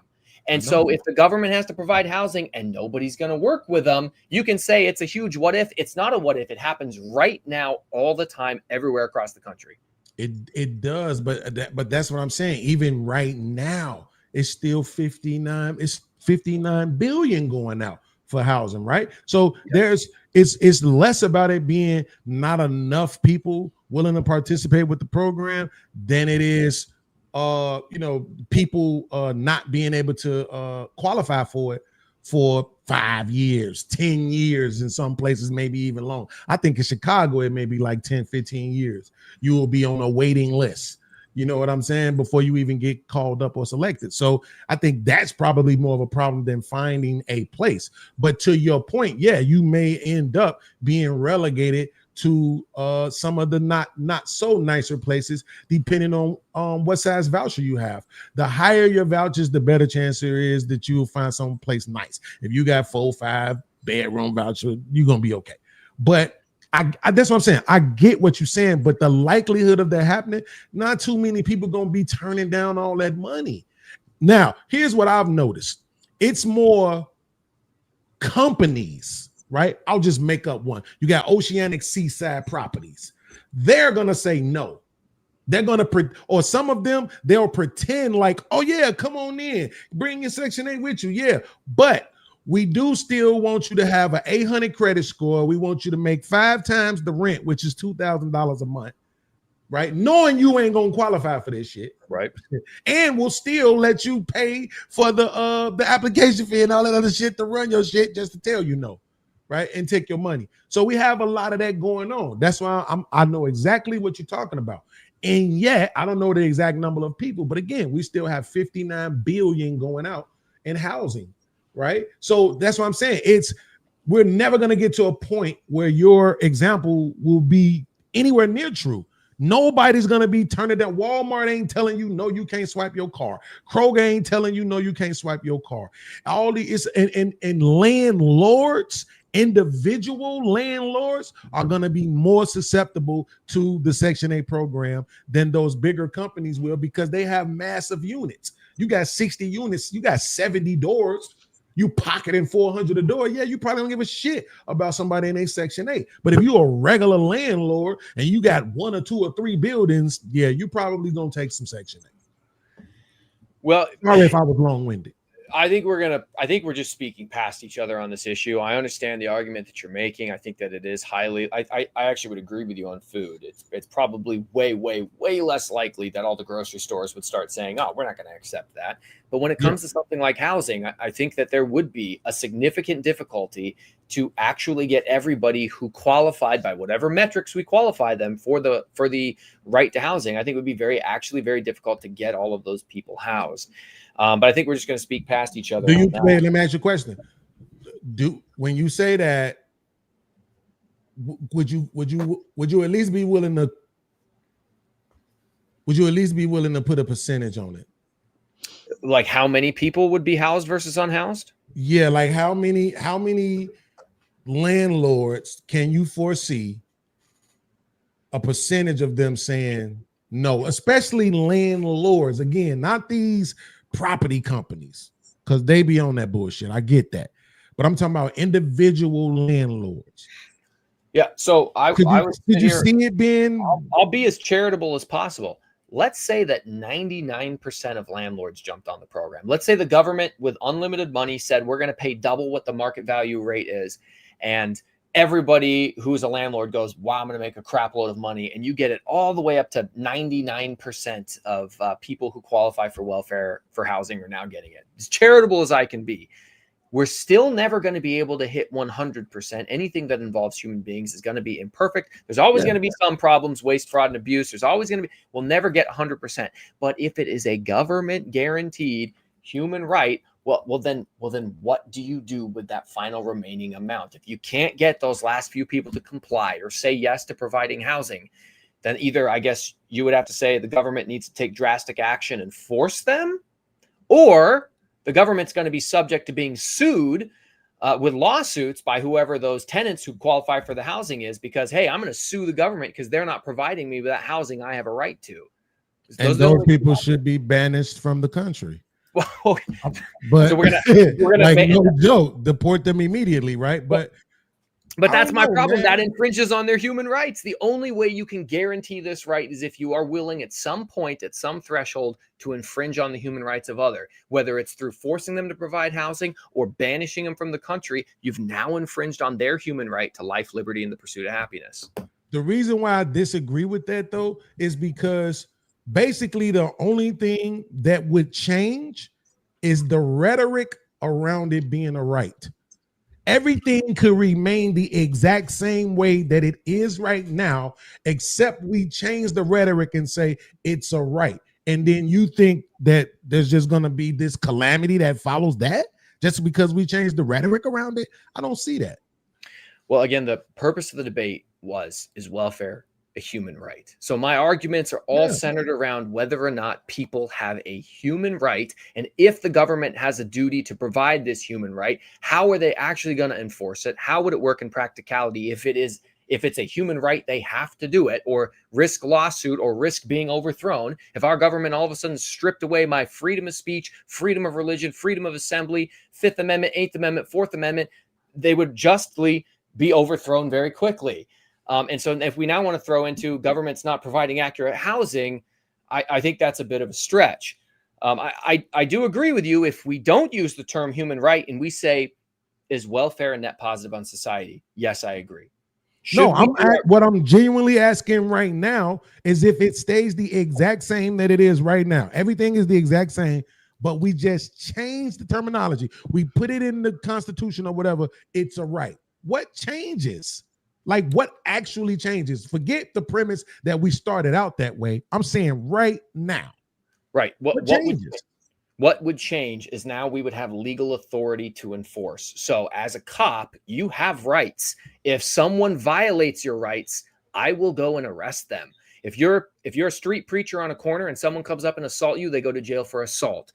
If I do make an arrest and I sit there and try to say, you got to tell me what happened, you have a Fifth Amendment right, you don't have to talk, you got your Miranda rights, right? You don't got to say nothing to me. I can't violate it. If you enumerate something as an actual legal right, we now can enforce it. And enforcement means at the end of the day, you are fined, jailed, or possibly even killed for what you don't comply with. And that isn't correct. That's not right. That's why we're very careful with what we call rights. I see what you're saying. And I don't like you anymore because you're making me question myself. And I don't like when people do that. Okay. I'm too old for that shit. Because it's making me reconsider, what do I mean by welfare? I have been arguing for food and housing, but do I mean food and housing? Do I mean government flies over and drops a bag of rice for you? Do I mean government plants a house for you? Or do I mean they provide you with the resources to pay for the shit? Does that change it? Because now, instead of it being, you can't sue us, because that was a good argument. You can't sue us if you can't find a house. That's insane. Right? Especially if we have provided you with the paperwork to say, hey, if you all house this person, here's what you're going to get. Right? So now it's like, okay, do I mean the provision, right, to obtain the food and the housing, or the housing and the food? And I think I mean the provision, which makes me think now that I can't fucking say human right. And I don't like that. Well, I tell you what, I'll give you a compliment back since you complimented me earlier. I think that your self-reflection, your introspection is probably the most sincere and genuine I've ever seen on any debate. And I am a debate junkie who watches these all the time. So I appreciate that. Which is, again, my only core complaint around the language around it. When I sit here and I think about this issue, I think that there's massive agreement between most reasonable people that we do want to try to take care of those around us. And even though we may quibble and argue about different amounts or percentages or for how long, I think generally most people are pretty decent human beings when it comes to issues like this. But if we enumerate something in our Constitution or as a part of our Constitution through an amendment as a right, we open ourselves up to redefining completely what can be a right. And it becomes much more subjective, and then it becomes enforceable, which could end in jail. And then it becomes something you can sue if it's not provided. Like if you're discriminated against racially or based on gender or based on age, you can be sued out the wazoo for all of these different things. I think that it really muddies the water. Instead, I think the founders actually were pretty smart when they decided that it was the government's duty to provide for the general welfare, not provide welfare, provide for the general welfare, which just meant we need to facilitate an environment where people can stand on their own 2 feet, where they can do things themselves. We protect them from each other, and we certainly protect the people from us, the government, becoming tyrannical. And then if people themselves decide through their own committees and councils to create organizations or create policy around whether or not there should be rights to things like welfare, well, then that can happen. But a policy is different than a right. A policy can be restricted, removed in tough times or better times. You can provide more support, less support. Policies and laws can be changed. Our rights in the Constitution, why it's so much harder to get an amendment passed than just a policy or a right, is because of the severe importance behind calling something a right. You need 2/3 of the states. That is almost impossible to do nowadays with how divided our country is. Because the founders were smart enough to say, if we are going to create new rights, we really all have to be on the same page versus policies and laws, which can just be simple majorities. Damn, that was excellently articulated. It is, man. Listen, I watch debates to be impressed, to be educated and enlightened. So for me, when it gets into all of the goofy yelling, screaming, all that stuff, I really don't care for that. You making me think, I like that. Making me question myself, I don't like that. Welfare refers to government programs that directly give financial aid or basic need to people who are struggling, usually based on income. Mm-hmm. So if welfare refers to financial aid, then I think I'm still within my right. See what I did there? I'm still within my right to say it's a human right, but only based on my hijacked interpretation of what a human right is. I would agree that if you that's the only way. And if you do a word concept fallacy, then you can make an argument for it. But it's a fallacious argument, which is why it's called a word. I don't like that. Don't. You can't use words that big like that. I don't know what they mean. I'm gonna He's saying that you're taking one word and misapplying it, basically. No, that was a joke. I know. Right. And a good argument, a counter argument for that is if at the founding of our country, when they said nobody says fallacious. Like nobody uses the elongated version of that word. It's always fallacy. He decided to add 4 more letters on the end. That's disrespectful. Go ahead. My bad. You're correct. You're correct. I'm sorry about that. But ultimately, again, the founders, which were incredibly educated, smart men with amazing foresight, they sat there and they wrote, provide for the general welfare for a reason. If they had meant welfare programs, then how come our first welfare programs didn't pop up until the New Deal in 1933, as opposed to the founding of our country 1776, or when the Constitution was ratified, which I think was 1787. There's a 140-year gap where there's not a single welfare program. If that existed at the founding of our country, then why did those programs not come into effect immediately? Well, I think my argument would be that it wasn't enough they didn't have enough people at that time who really needed it. I mean, you had way more wives in submission and just at home and not working and all this other stuff. I mean, you had black people who were enslaved. They didn't count, right? A large portion of the population of the country weren't even considered when those documents and stuff and those plans were written out.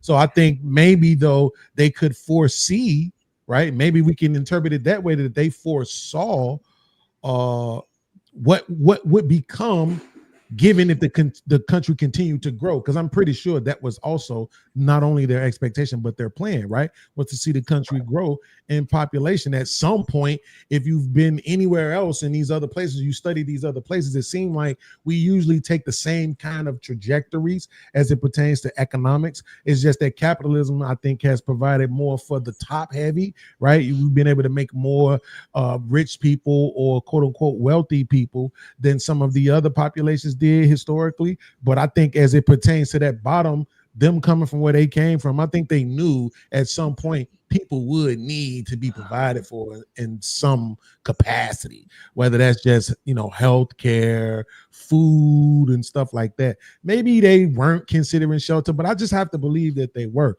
I looked it up. It says the phrase "provide for the general welfare" comes from the preamble in the U.S. Constitution. It basically means that the government's job is to take actions that benefit society as a whole, not just specific individuals or group. If that is the case, right? And this is saying it includes things like public safety, infrastructure, public health, education, economic stability programs. Now, this is ChatGPT saying this. ChatGPT is my cousin. I don't want nobody to think it's playing favoritism because we related, but ChatGPT is my cousin. I'm just saying economic stability programs, right? That's welfare on the basis of the financial aid. If I have to make an argument for the government to literally provide food, literally provide housing, I will happily concede the debate. But if I only have to make the argument of financial aid, then I'm standing on my 10 toes and saying, yes, I think that is, or should at least be, a right when you have a relationship with your government. Well, it sounds like we're winding down. I would say that I appreciate the concession. I'll address your points one at a time. So first you talked about, well, maybe they didn't have the population or the people that needed those things at the founding of our country. Nothing could be further from the truth. That's ahistorical. There was poorhouses. There was absolutely a need for charity. One of the reasons why so many hospitals are named after saints is because it was the church. It was the church that provided all these types of programs. They're the ones who housed the orphans, who took care of the widows. It was the church who provided a lot of the medical help. It wasn't that there wasn't a need for welfare programs at the founding of our country. There's been a need pretty much since the founding of humanity. It's just that the founders at that point believed that things like welfare programs were the moral duty and responsibility of the citizenry that was often actually executed by organizations like the church and not something that the government themselves were supposed to do. James Madison has a famous quote, one of the founders of our country, and I can't remember it word for word, but it was something like, government has no business being in the business of providing welfare. I'd have to go Google it for the exact verbiage. So there absolutely were people who needed welfare. It's just that everybody agreed it wasn't something that should be a right you're entitled to from your government. It was something that the population had a moral duty to provide, and that was typically done through religious organizations. So that'd be my argument there. Did religious organizations ever operate as a hand of the government? Or was it always in our country? Yeah, within our country, no. Okay. There's So obviously, does religion, do Christian values influence our founding documents, influence the opinions that people have, as the majority of people who are in these government positions are Christian and different sects? Yeah, of course, there's influence there. But unlike the Catholic Church, which at one point controlled certain nations, and that's why the King of England split away and founded the Church of England because he wasn't in communion with the Pope, etc. Like, there was never an actual specific church that had control over our nation. So if that's the question you're asking, no, they did not. But of course, almost every single person that is in a political office is religious of some type. And that even exists to today. There's not many people out there who are claiming to be secular atheists that are running for political office that hold office today. And so you honestly don't believe that when you read provide for the general welfare, you don't think that that includes food and shelter? No, I don't. And again, it's because over time, the meaning of these words has been co-opted, like you've admitted to doing on our debate today. It's been co-opted and changed and altered, which is why if you look at the actual founding, if it had meant welfare programs like economic funds to people, then why did none of those programs pop up for 150 years? And why did the founders like James Madison even comment on the government providing welfare? It must have been something that was debated at the time. It must have been an issue that was discussed for him to have left the quote, "It's not the government's business." I understand that you're saying that at that time that you're acknowledging that the duty in itself was more the church's responsibility. So again, I'm just in my mind, I'm thinking and this is based off what I know. You obviously know more than me. But I'm just thinking, if we have somebody who this is pretty much their job based on the time, how things went, right? The church really played this role more so than anything else. They could handle this. And then whatever they're handling, the rest of it probably wouldn't even really be that big of a deal. How many people were here versus how many people were here once they started those welfare programs? I think it was like in the 1920s or some shit like 1933, that. 1933. Right. You're talking about, this is two different eras of immigration. The immigration that happened right at the end of slavery, and then the early immigration that happened in the early 1900s, the European, when the Europeans came over heavily, right? So you're talking about heavy immigration coming into the country, right? Way more people. So even if I had to concede to you that it may have took on a different meaning, it evolved, right? Isn't that what we're supposed to do? Just because something might not have been the original meaning or the original context of something, it evolved into meaning this now because we need it at 300-something million people when the median income in the country is still $39,000. Right. So I would agree with you that the Constitution is a living, breathing document. It evolves. It can be amended. We had the 18th Amendment, which was prohibition. We had the 21st Amendment, which got rid of the 18th Amendment. So we can even amend existing amendments. And just because something is evolving, it still doesn't mean that we are going to call something a human right. You and I both agree that welfare is necessary, and the way that, my opinion is that the way that you handle it is through laws and policies and not by calling it a right, because of all of the problems that occur once you call something a right, all of the issues that can be an outfall of doing that. Let me try one more thing. Sure. Citizen right. You'd have to define it for me. Same definition I was using earlier, just replacing human and putting in citizen. And I'm saying not because you're a human, but because you're a citizen of a particular governmented society, you have a right, according to the social contract that you're adhering to have your general welfare needs met, and under the assumption that you need them met. Again, we're not talking about fraud, right? Just talking about the real cases. So what would happen in order for, first of all, again, the reason why these programs aren't currently, because we have civil rights, we have citizens' rights, we have rights. The reason why it has never been interpreted this way so far is because that's not the understanding. The way that it works, if anybody right now at any point said, you know what, we already have citizens' rights, the government's supposed to be providing this stuff to me, they could sue their state government, they could sue the federal government, they would go all the way up to the Supreme Court, where the Supreme Court would say, you're right, your rights are being violated, or you don't have a right to that. There's no law, there's no precedent, and then what happens then is it establishes something called legal precedent, which is now the benchmark that they make all other rulings based off of, so they don't have to continually rule on the same case over and over again. None of these existing rights or laws have ever been interpreted in a way that you are suggesting they need to be interpreted in right now, which is that we need to put your right to welfare under an already existing right. This is what they did with gay marriage. There was never an amendment passed for gay marriage. What happened was a case went all the way up to the Supreme Court, and then they said, actually, we believe that gay marriage should be legalized under, I think it was the 14th Amendment. They said, under this existing amendment, we're going to interpret that this is now the law of the land. Well, but that's never been done with welfare. No one has ever interpreted it. No one's ever challenged it up in the Supreme Court and won, and now had it interpreted. So what you're doing is, this is called a legal theory, and I would say it's probably a specious legal theory. What it means is that you're trying to fit a square block into a round hole by saying, I want to apply this new concept to this existing right. And the only way you can make that happen is you're going to have to argue that all the way to the top. And my advice to you would be, the reason no one's ever argued it all the way to the top is because it's not a very good legal theory. Because there are a lot of people out there right now who I'm sure would love to make that law. Well, I'll be honest with you. This is one of those things I'm going to be stubborn. Sarah, I think It's okay. It's okay. I just wanted to give you guys the Mr. Beans. I'll certainly let you respond. I think that's fair.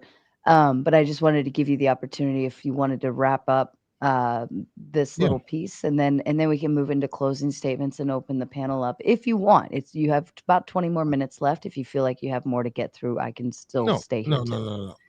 I think we did a really good job, and I think I'm ready. Well, I'm supposed to go first, right? Because you went first earlier, right? Yeah, but if you wanted to respond to what he was saying too, you certainly have that ability to do so, and then we can go do closings. Yeah, I'll add it into my response. I'll add my response into the closing. Okay. I just want to say this has been the most respectful debate ever. Thank you so much. Yeah. This is the perfect two people to have on a day when I'm sick. But yeah, I apologize. Absolutely. Go ahead. Thank you, and I appreciate you, and I appreciate Mike as well. So I've never said this at the end of any debate I've ever been a part of. I've never said I concede, because I don't think I've actually ever lost a debate. I've lost arguments inside of a debate. But I'm still not going to say I concede, because I honestly, the last few minutes to me actually strengthened my position, because of the fact that he says nobody's ever done this. Nobody's ever made this argument before. And I've never in my life heard nobody use the social contract argument until after I did it. Now, the one person I heard use it was Clay, and that was on Sara's show. And that was like last week. And I've been saying this for a minute. So when I heard him say it, I was like, okay, cool. I'm in good company, because he likes to think, and I like thinkers. But I think it's a way that we should look at this. The government taxes you from the moment it can until the moment you die, right? Like, I think it's okay for us to have an expectation from our government. And I think the way out that Brother Mike gave me was, if the government can afford it and it doesn't have to come from the people. If I don't have that component, I promise you I would have conceded the entire debate, because he made me have to think. He made me question what I was already believing or accepting at a minimum. And that's what I like. I love that. I appreciate that. I respect you so much, Mike. I was afraid of this debate because I thought it was going to be some crazy off the wall shenanigans. It was none of that. I respect you. I appreciate you. I hope we get to do something else in the future coming up. And great debate. And like I said, if it wasn't for that one part, that one caveat, that I think if the government can provide for this without taxing the citizens, I think that's where I have my argument that it's a right based on the social contract. Other than that, I would have had to concede. Great arguments, perfect debate. Thank you, Sara, for even putting this together. Mm-hmm, absolutely. And Mike, to you for your closing.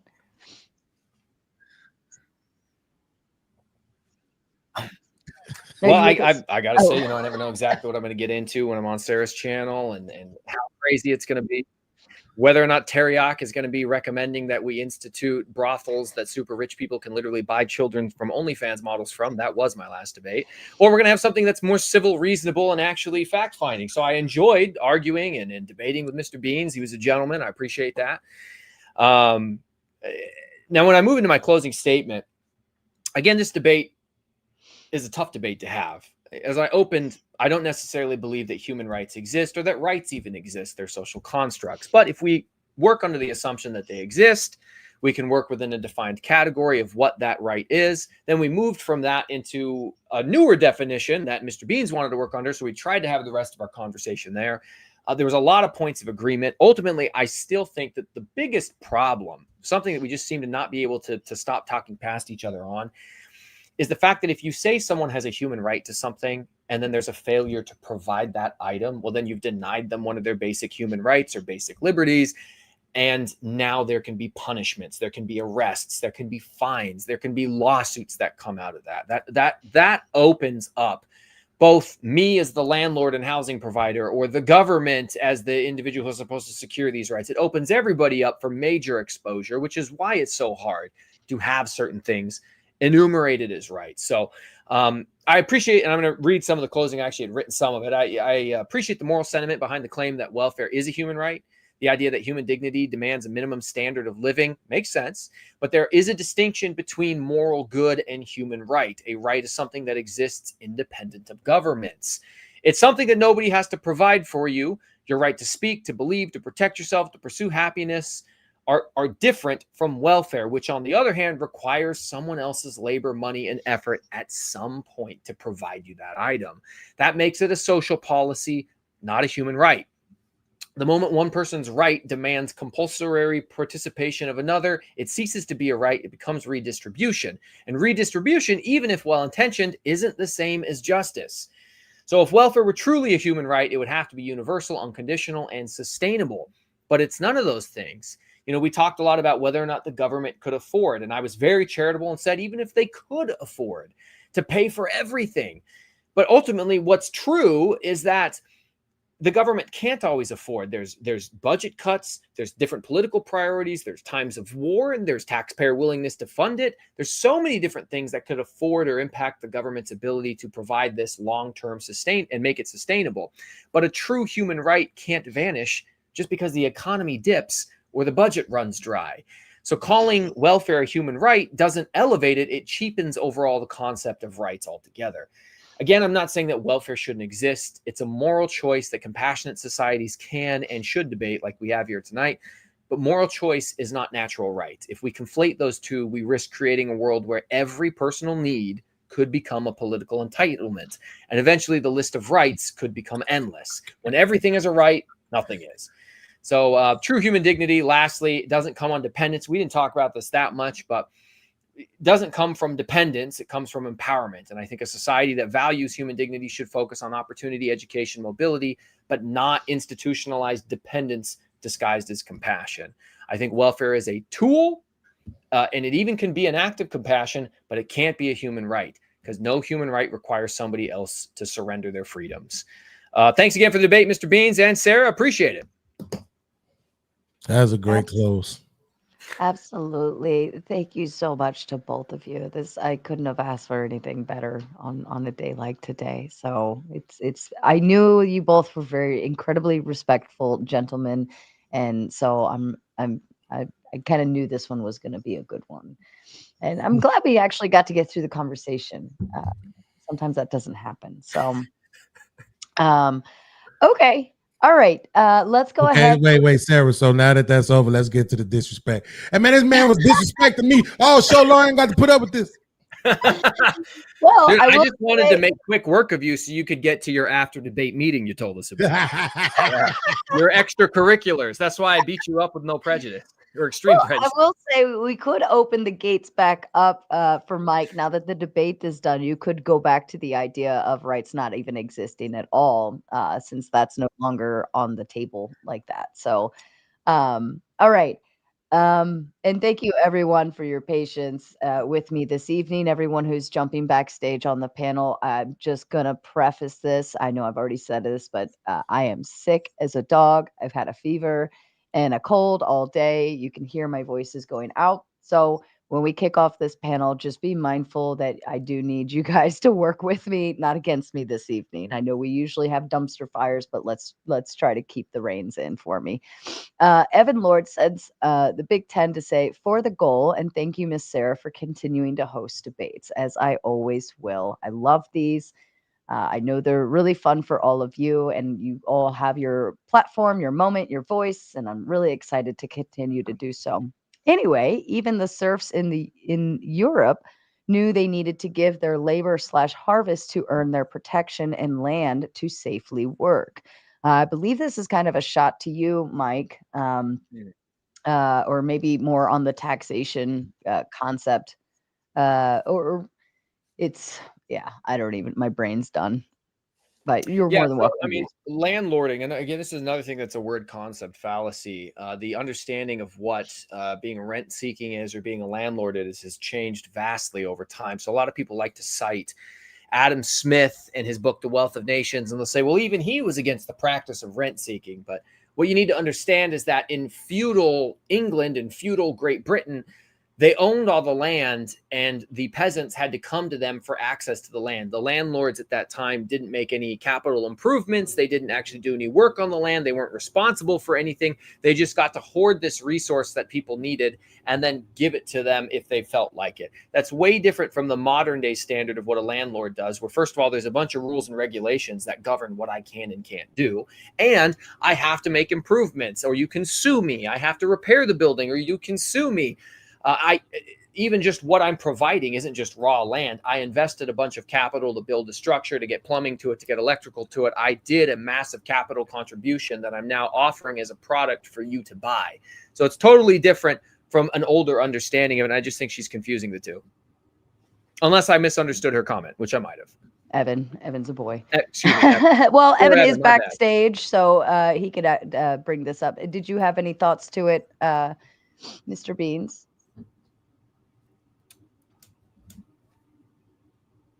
Are you muted? Muted. You're muted. You're still muted. You're muted up, buddy. Yeah. Maybe he muted us. I'll do it. It won't let me unmute you on my end. Mr. Beans. Shout out to Mr. Beans. You're muted. Yeah, just wave him out. You're muted. Oh shit. I'm sorry. Hold on. What happened? She was asking if you had any thoughts on the comment. Did you? Oh, the comment on the screen. I'm sorry. I was talking to my lady friend. So even Lord said for the goal, and thank you, Miss Sara, for continuing to host debates. Anyway, even the serfs in the Europe knew they needed to give their labor harvest to earn their protection and land to safely work. I mean, look, I'll be honest with you, right? I'm not well versed in history, but most of what I say is based on what we have going on now, you know? So it's like I'm looking at because whenever I'm on panels and I talk about capitalism and I try to talk about the things I think wrong with it, I get called a communist. But it's like, dog, I don't even know nothing about communism. I'm saying capitalism 2.0. Why can't we just make changes, to the things that we know need to be fixed? And I'm saying kind of like the same thing here. If we have this system in place and we have this welfare in place and everybody's crying. Sara said something that broke my heart. I didn't want to tell her. I cried in the car after the show was over with, right? I went to the car and cried, wink, wink. And she said, these people are a drain on society.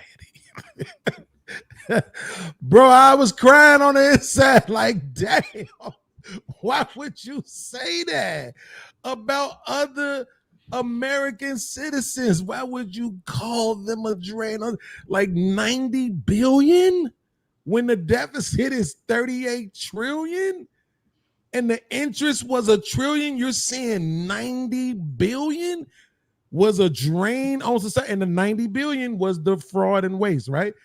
Come on, right? So that's just kind of how I look at it, man. We are here. We're where we are, right? So if I just start making $100 million tomorrow, bro, and they say we taxing you at 50%, Bill Maher said he get taxed at 50%. If they tax me at 50%, so fucking be it. Like, it just is what it is. I still got 50 million, bro. I'm not gonna cry because I don't have 100. I still got 50, right? And I know my money is going to feed other people who can't afford none of this shit that I can afford to eat, house people who can't afford to live where I live at. I'm not gonna cry. Now, it'd be different if my money was going to take care of my neighbor. He got the same $1 million ass house I got, but his stinking ass don't got no income. Then I'll be mad. Okay, like, no, he need to go his ass to the ghetto, right? But in general, nah, dog. I'm just saying we got a system in place. It's obviously pretty good. It's not perfect, but it's pretty good. Let's work on doing something about what we got. We ain't gotta. I don't fuck all that. Fair enough.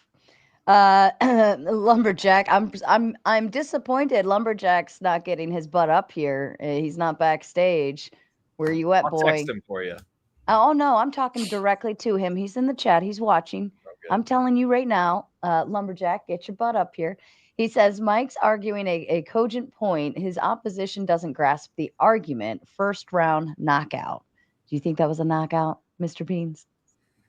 Absolutely not, right? So here's the thing, right? He did, right, make an argument based on what the actual terminology of human right means. It literally doesn't have anything to do with the government at all. But that's why I set the premise to say I'm hijacking the term. The same way how they hijacked black fatigue, right? I'm hijacking the term and I'm saying, hey, we know what a right is and we know where a right comes from. And then I'm just adding human to it to simplify the terminology, because actually Sara gave us a better one, but it was like a word or two more, and I'm just lazy. I didn't want to have to pronounce all those words.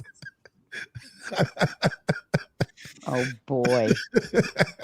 At least I'm honest. Yes, fair. Roland says a big 5 for a good bowl of chicken soup and get well soon. Thank you so much. You guys are so kind. I really appreciate your patience with me, for sure.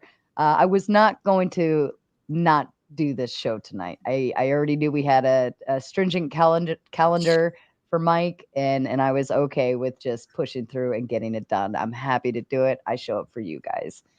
Evan Lord says, why should governments value and support all its people under its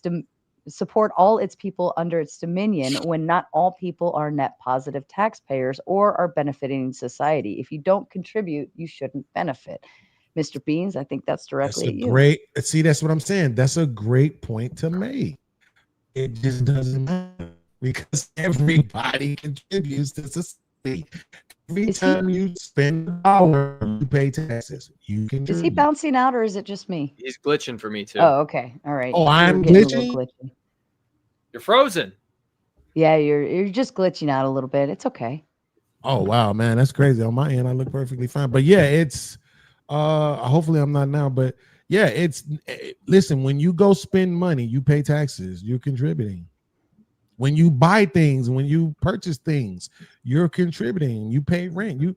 Anything you do, you're contributing. When you make kids, you're contributing to society. It's what they keep telling women. We need to make more babies. You're not having enough babies, right? Everybody contributes in some way, form, or fashion. It just might not be as much as others, but so what? Like, everybody contributes, man. Okay. The wealth building journey says, where would the money for welfare services come from? If not from taxes, a direct taking, it would have to come from debt, which would lead to inflation and indirect taking of purchasing power. Well, we talked about that, right? We highlighted that. Like, again, not all of it. Hell no, I'm not gonna lie. All 13 programs, no, that shit was, I think, 1 trillion, like 400 billion, some shit like that, some crazy number, like last year alone. So yeah, no, not all of it would be able to come from the government, but that's what I'm saying. Most people don't care about the other programs. They only care about food stamps and housing. Well, Wealth Building Journey, thanks for the comment, by the way. This is somebody who frequents my channel, Lumberjack's channel. He's a great guy, so thanks for being over here. He makes a great point. And in the debate, I was as charitable as possible and just said, hey, let's assume the government can generate enough money to pay for these programs through the ways that they do generate money. They don't generate a lot when compared to what they take in taxes or what they certainly borrow in terms of our debt. And the major concern, of course, is, well, what are they currently using the money that they're generated on? Maybe it's being wasted, or maybe it's going to legitimate uses, but ultimately all of these programs do have to be paid for somehow.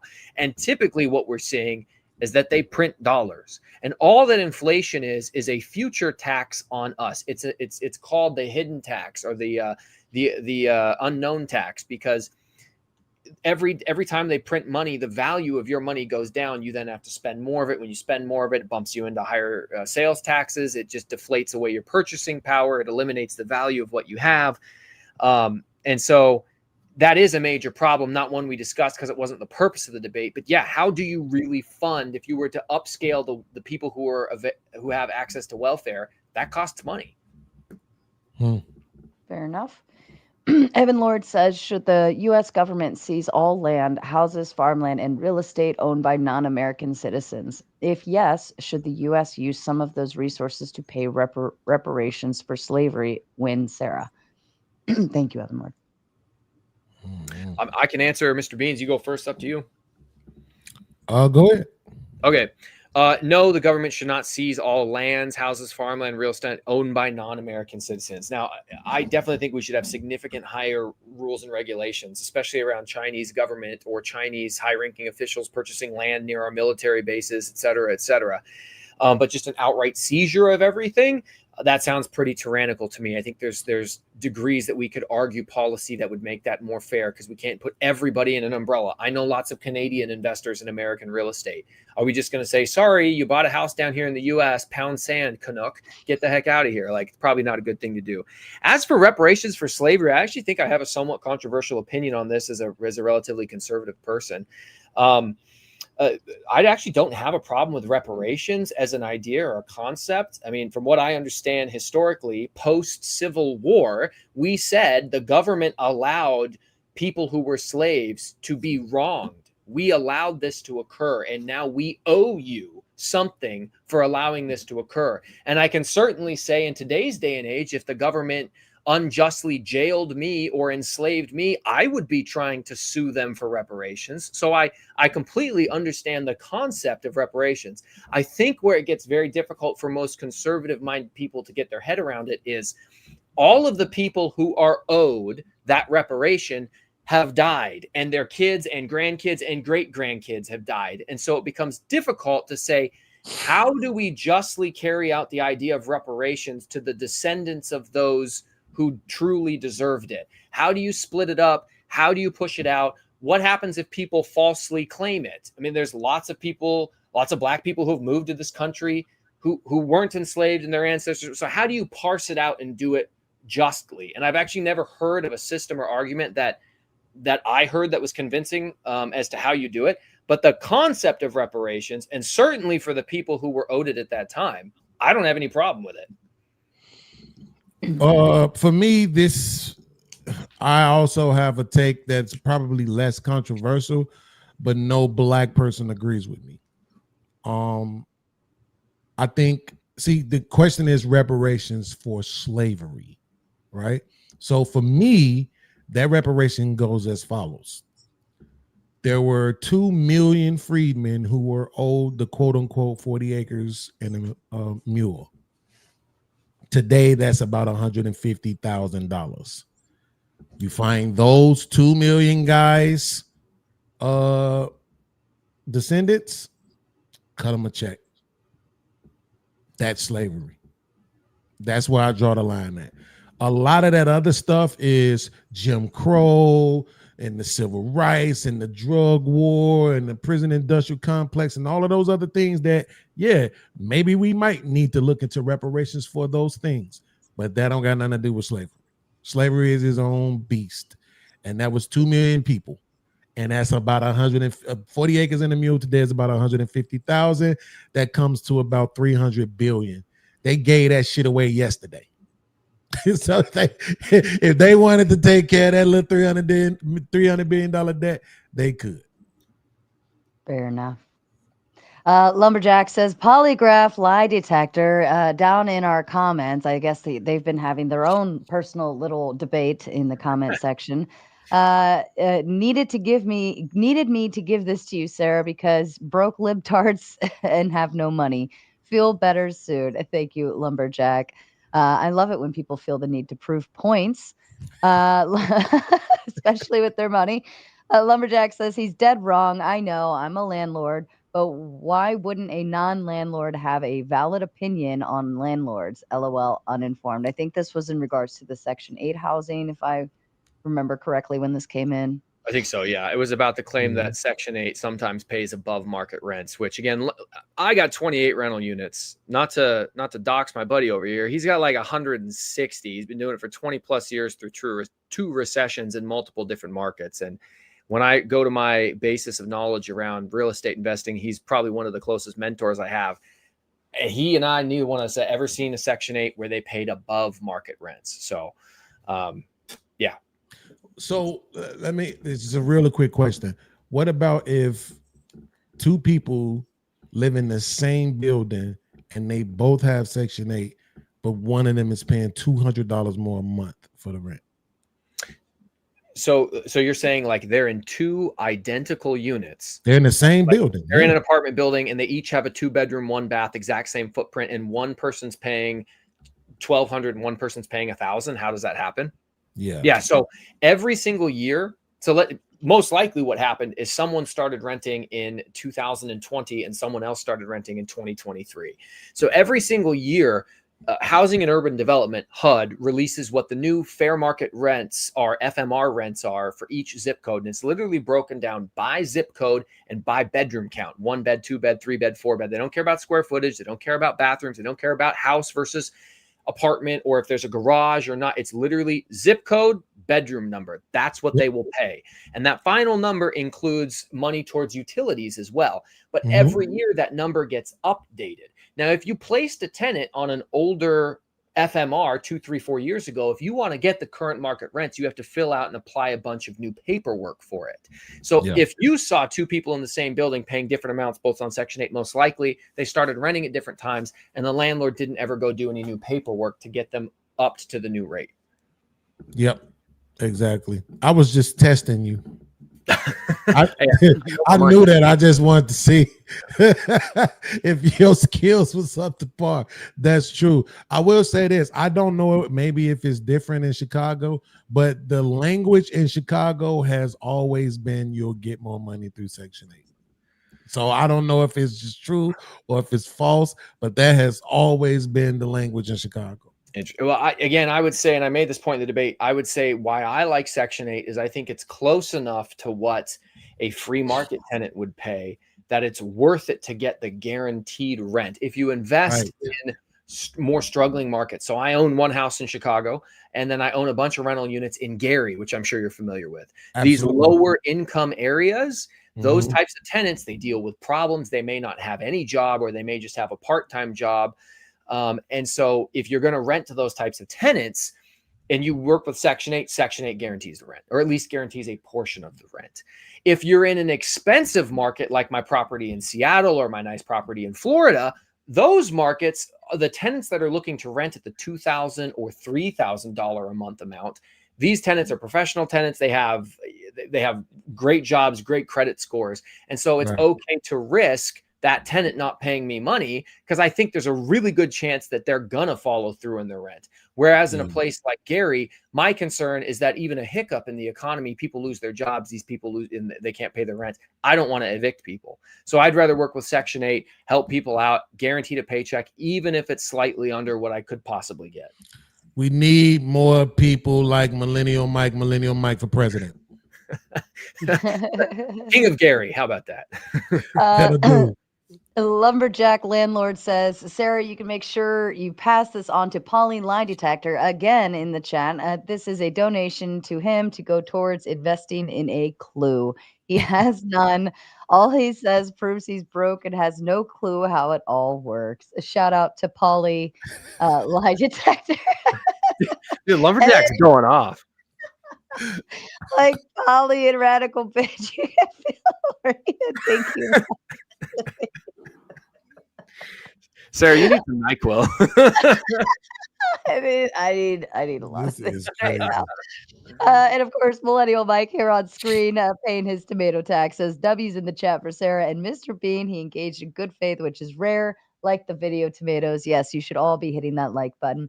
And Angry Man sent a raid over. Thank you so kindly, sir, for that. And he says, James Madison made numerous statements about this. He basically said that the moment Congress is allowed to spend money on anything it thinks is good for the country, their power would be unlimited. That's unconstitutional.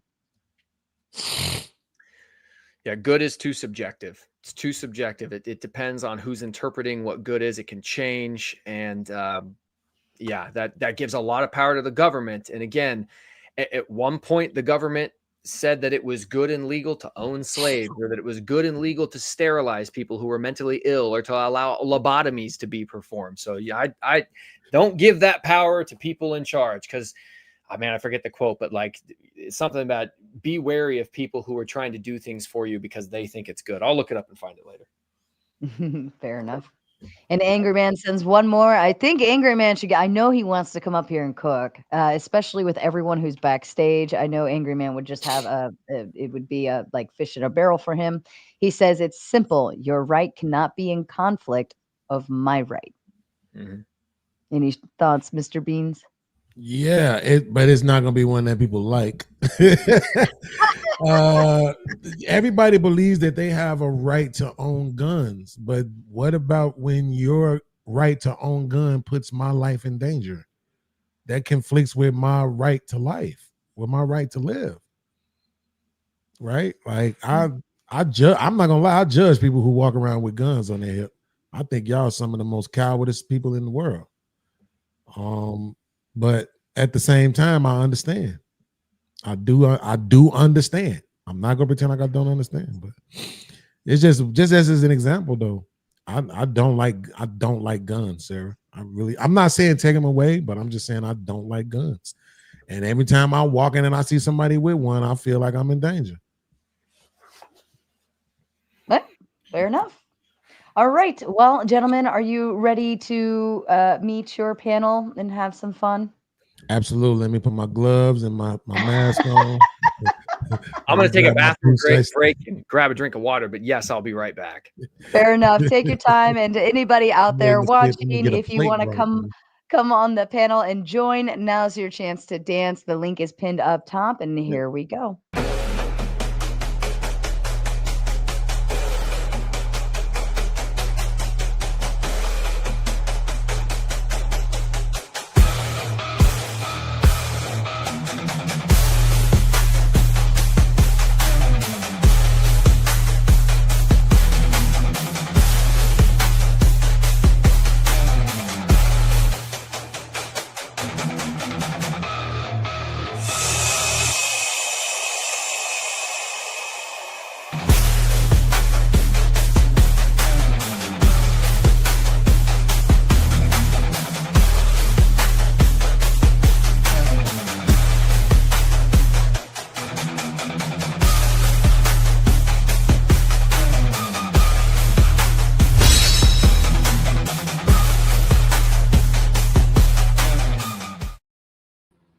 All right. Oh, wait. Do we lose someone?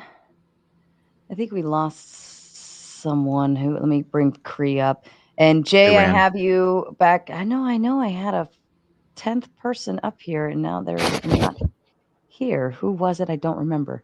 Okay, let's see. So Millennial Mike and Mr. Beans are, of course, off limits for booting.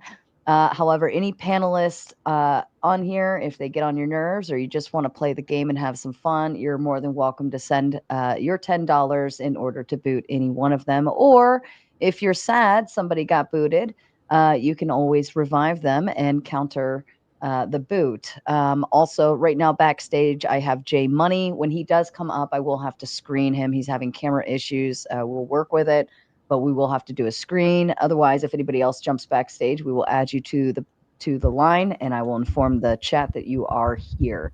Also, the gauntlet is officially open right now. I will be dropping the link in the chat for you guys to start moving over to that side of the show. You can watch from over there on the Tomato or Gauntlet YouTube side. Otherwise, when I shut down Raging Tomato, you can catch the raid. All right.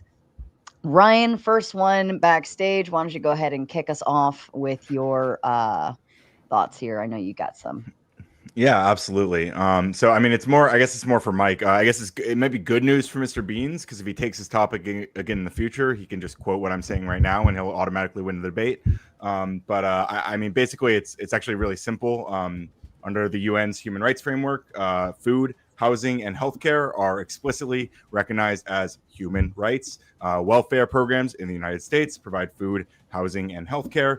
So descriptively, welfare fulfills human rights. If someone wants to argue that those should not be considered rights, or they want to argue with the UN's definition of human rights, that's fine. These are normative disagreements that are totally welcome to have.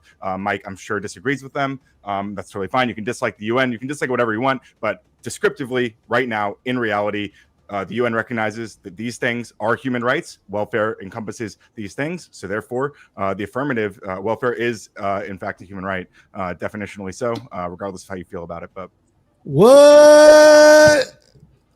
Oh. And in practice, of course, they cannot deliver on any of it, because what happened was the bunch of liberals and progressive co-opted the terms and the ideas, and they decided to say, we're going to create this thing we should aspire to, and we think it'd be hunky-dory if nothing bad ever happened and everything good was provided for you. But they can't actually make it happen, because, as I said, countries all over the world right now do not provide those things. And even worse, many countries actively oppress their citizenry. The UN isn't stepping in to immediately stop them from doing it. So they may say that's what they strive for, or as Mr. Mike, Beasley, real quick, you're talking. Sorry, Mike. You're talking about an organization staffed by the most game-theoretic nation states on Earth. Stop. Mike, please finish your thought. Thank you. Almost done. It was adopted by the UN. It's not upheld by our country. It's not upheld by almost any country, at least not in its entirety as the UN adopted it. So it's more of something that people strive to. But until it's actually enacted, you can say you have a human right, but it doesn't change my argument, which is that, well, how come it's not universal? How come it's not inherent? And how come it's not actually happening? I don't think any of those things are required. I mean, in the United States, we do provide welfare, as you guys have discussed endlessly tonight.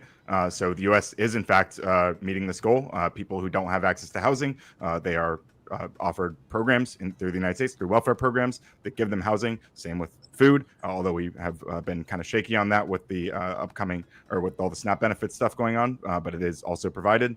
I mean, I don't even understand. Define human right. Provided also doesn't mean they have the right to it. People get denied for benefits like that all the time. That's why there's an application process and not just a granting process. Okay, I'm officially removing the tomato side. So follow the link in the chat that I'm dropping now, and head on over to the Gauntlet if you'd like to continue watching the show. Thank you. Go ahead, Ryan. Yeah, I mean, people are probably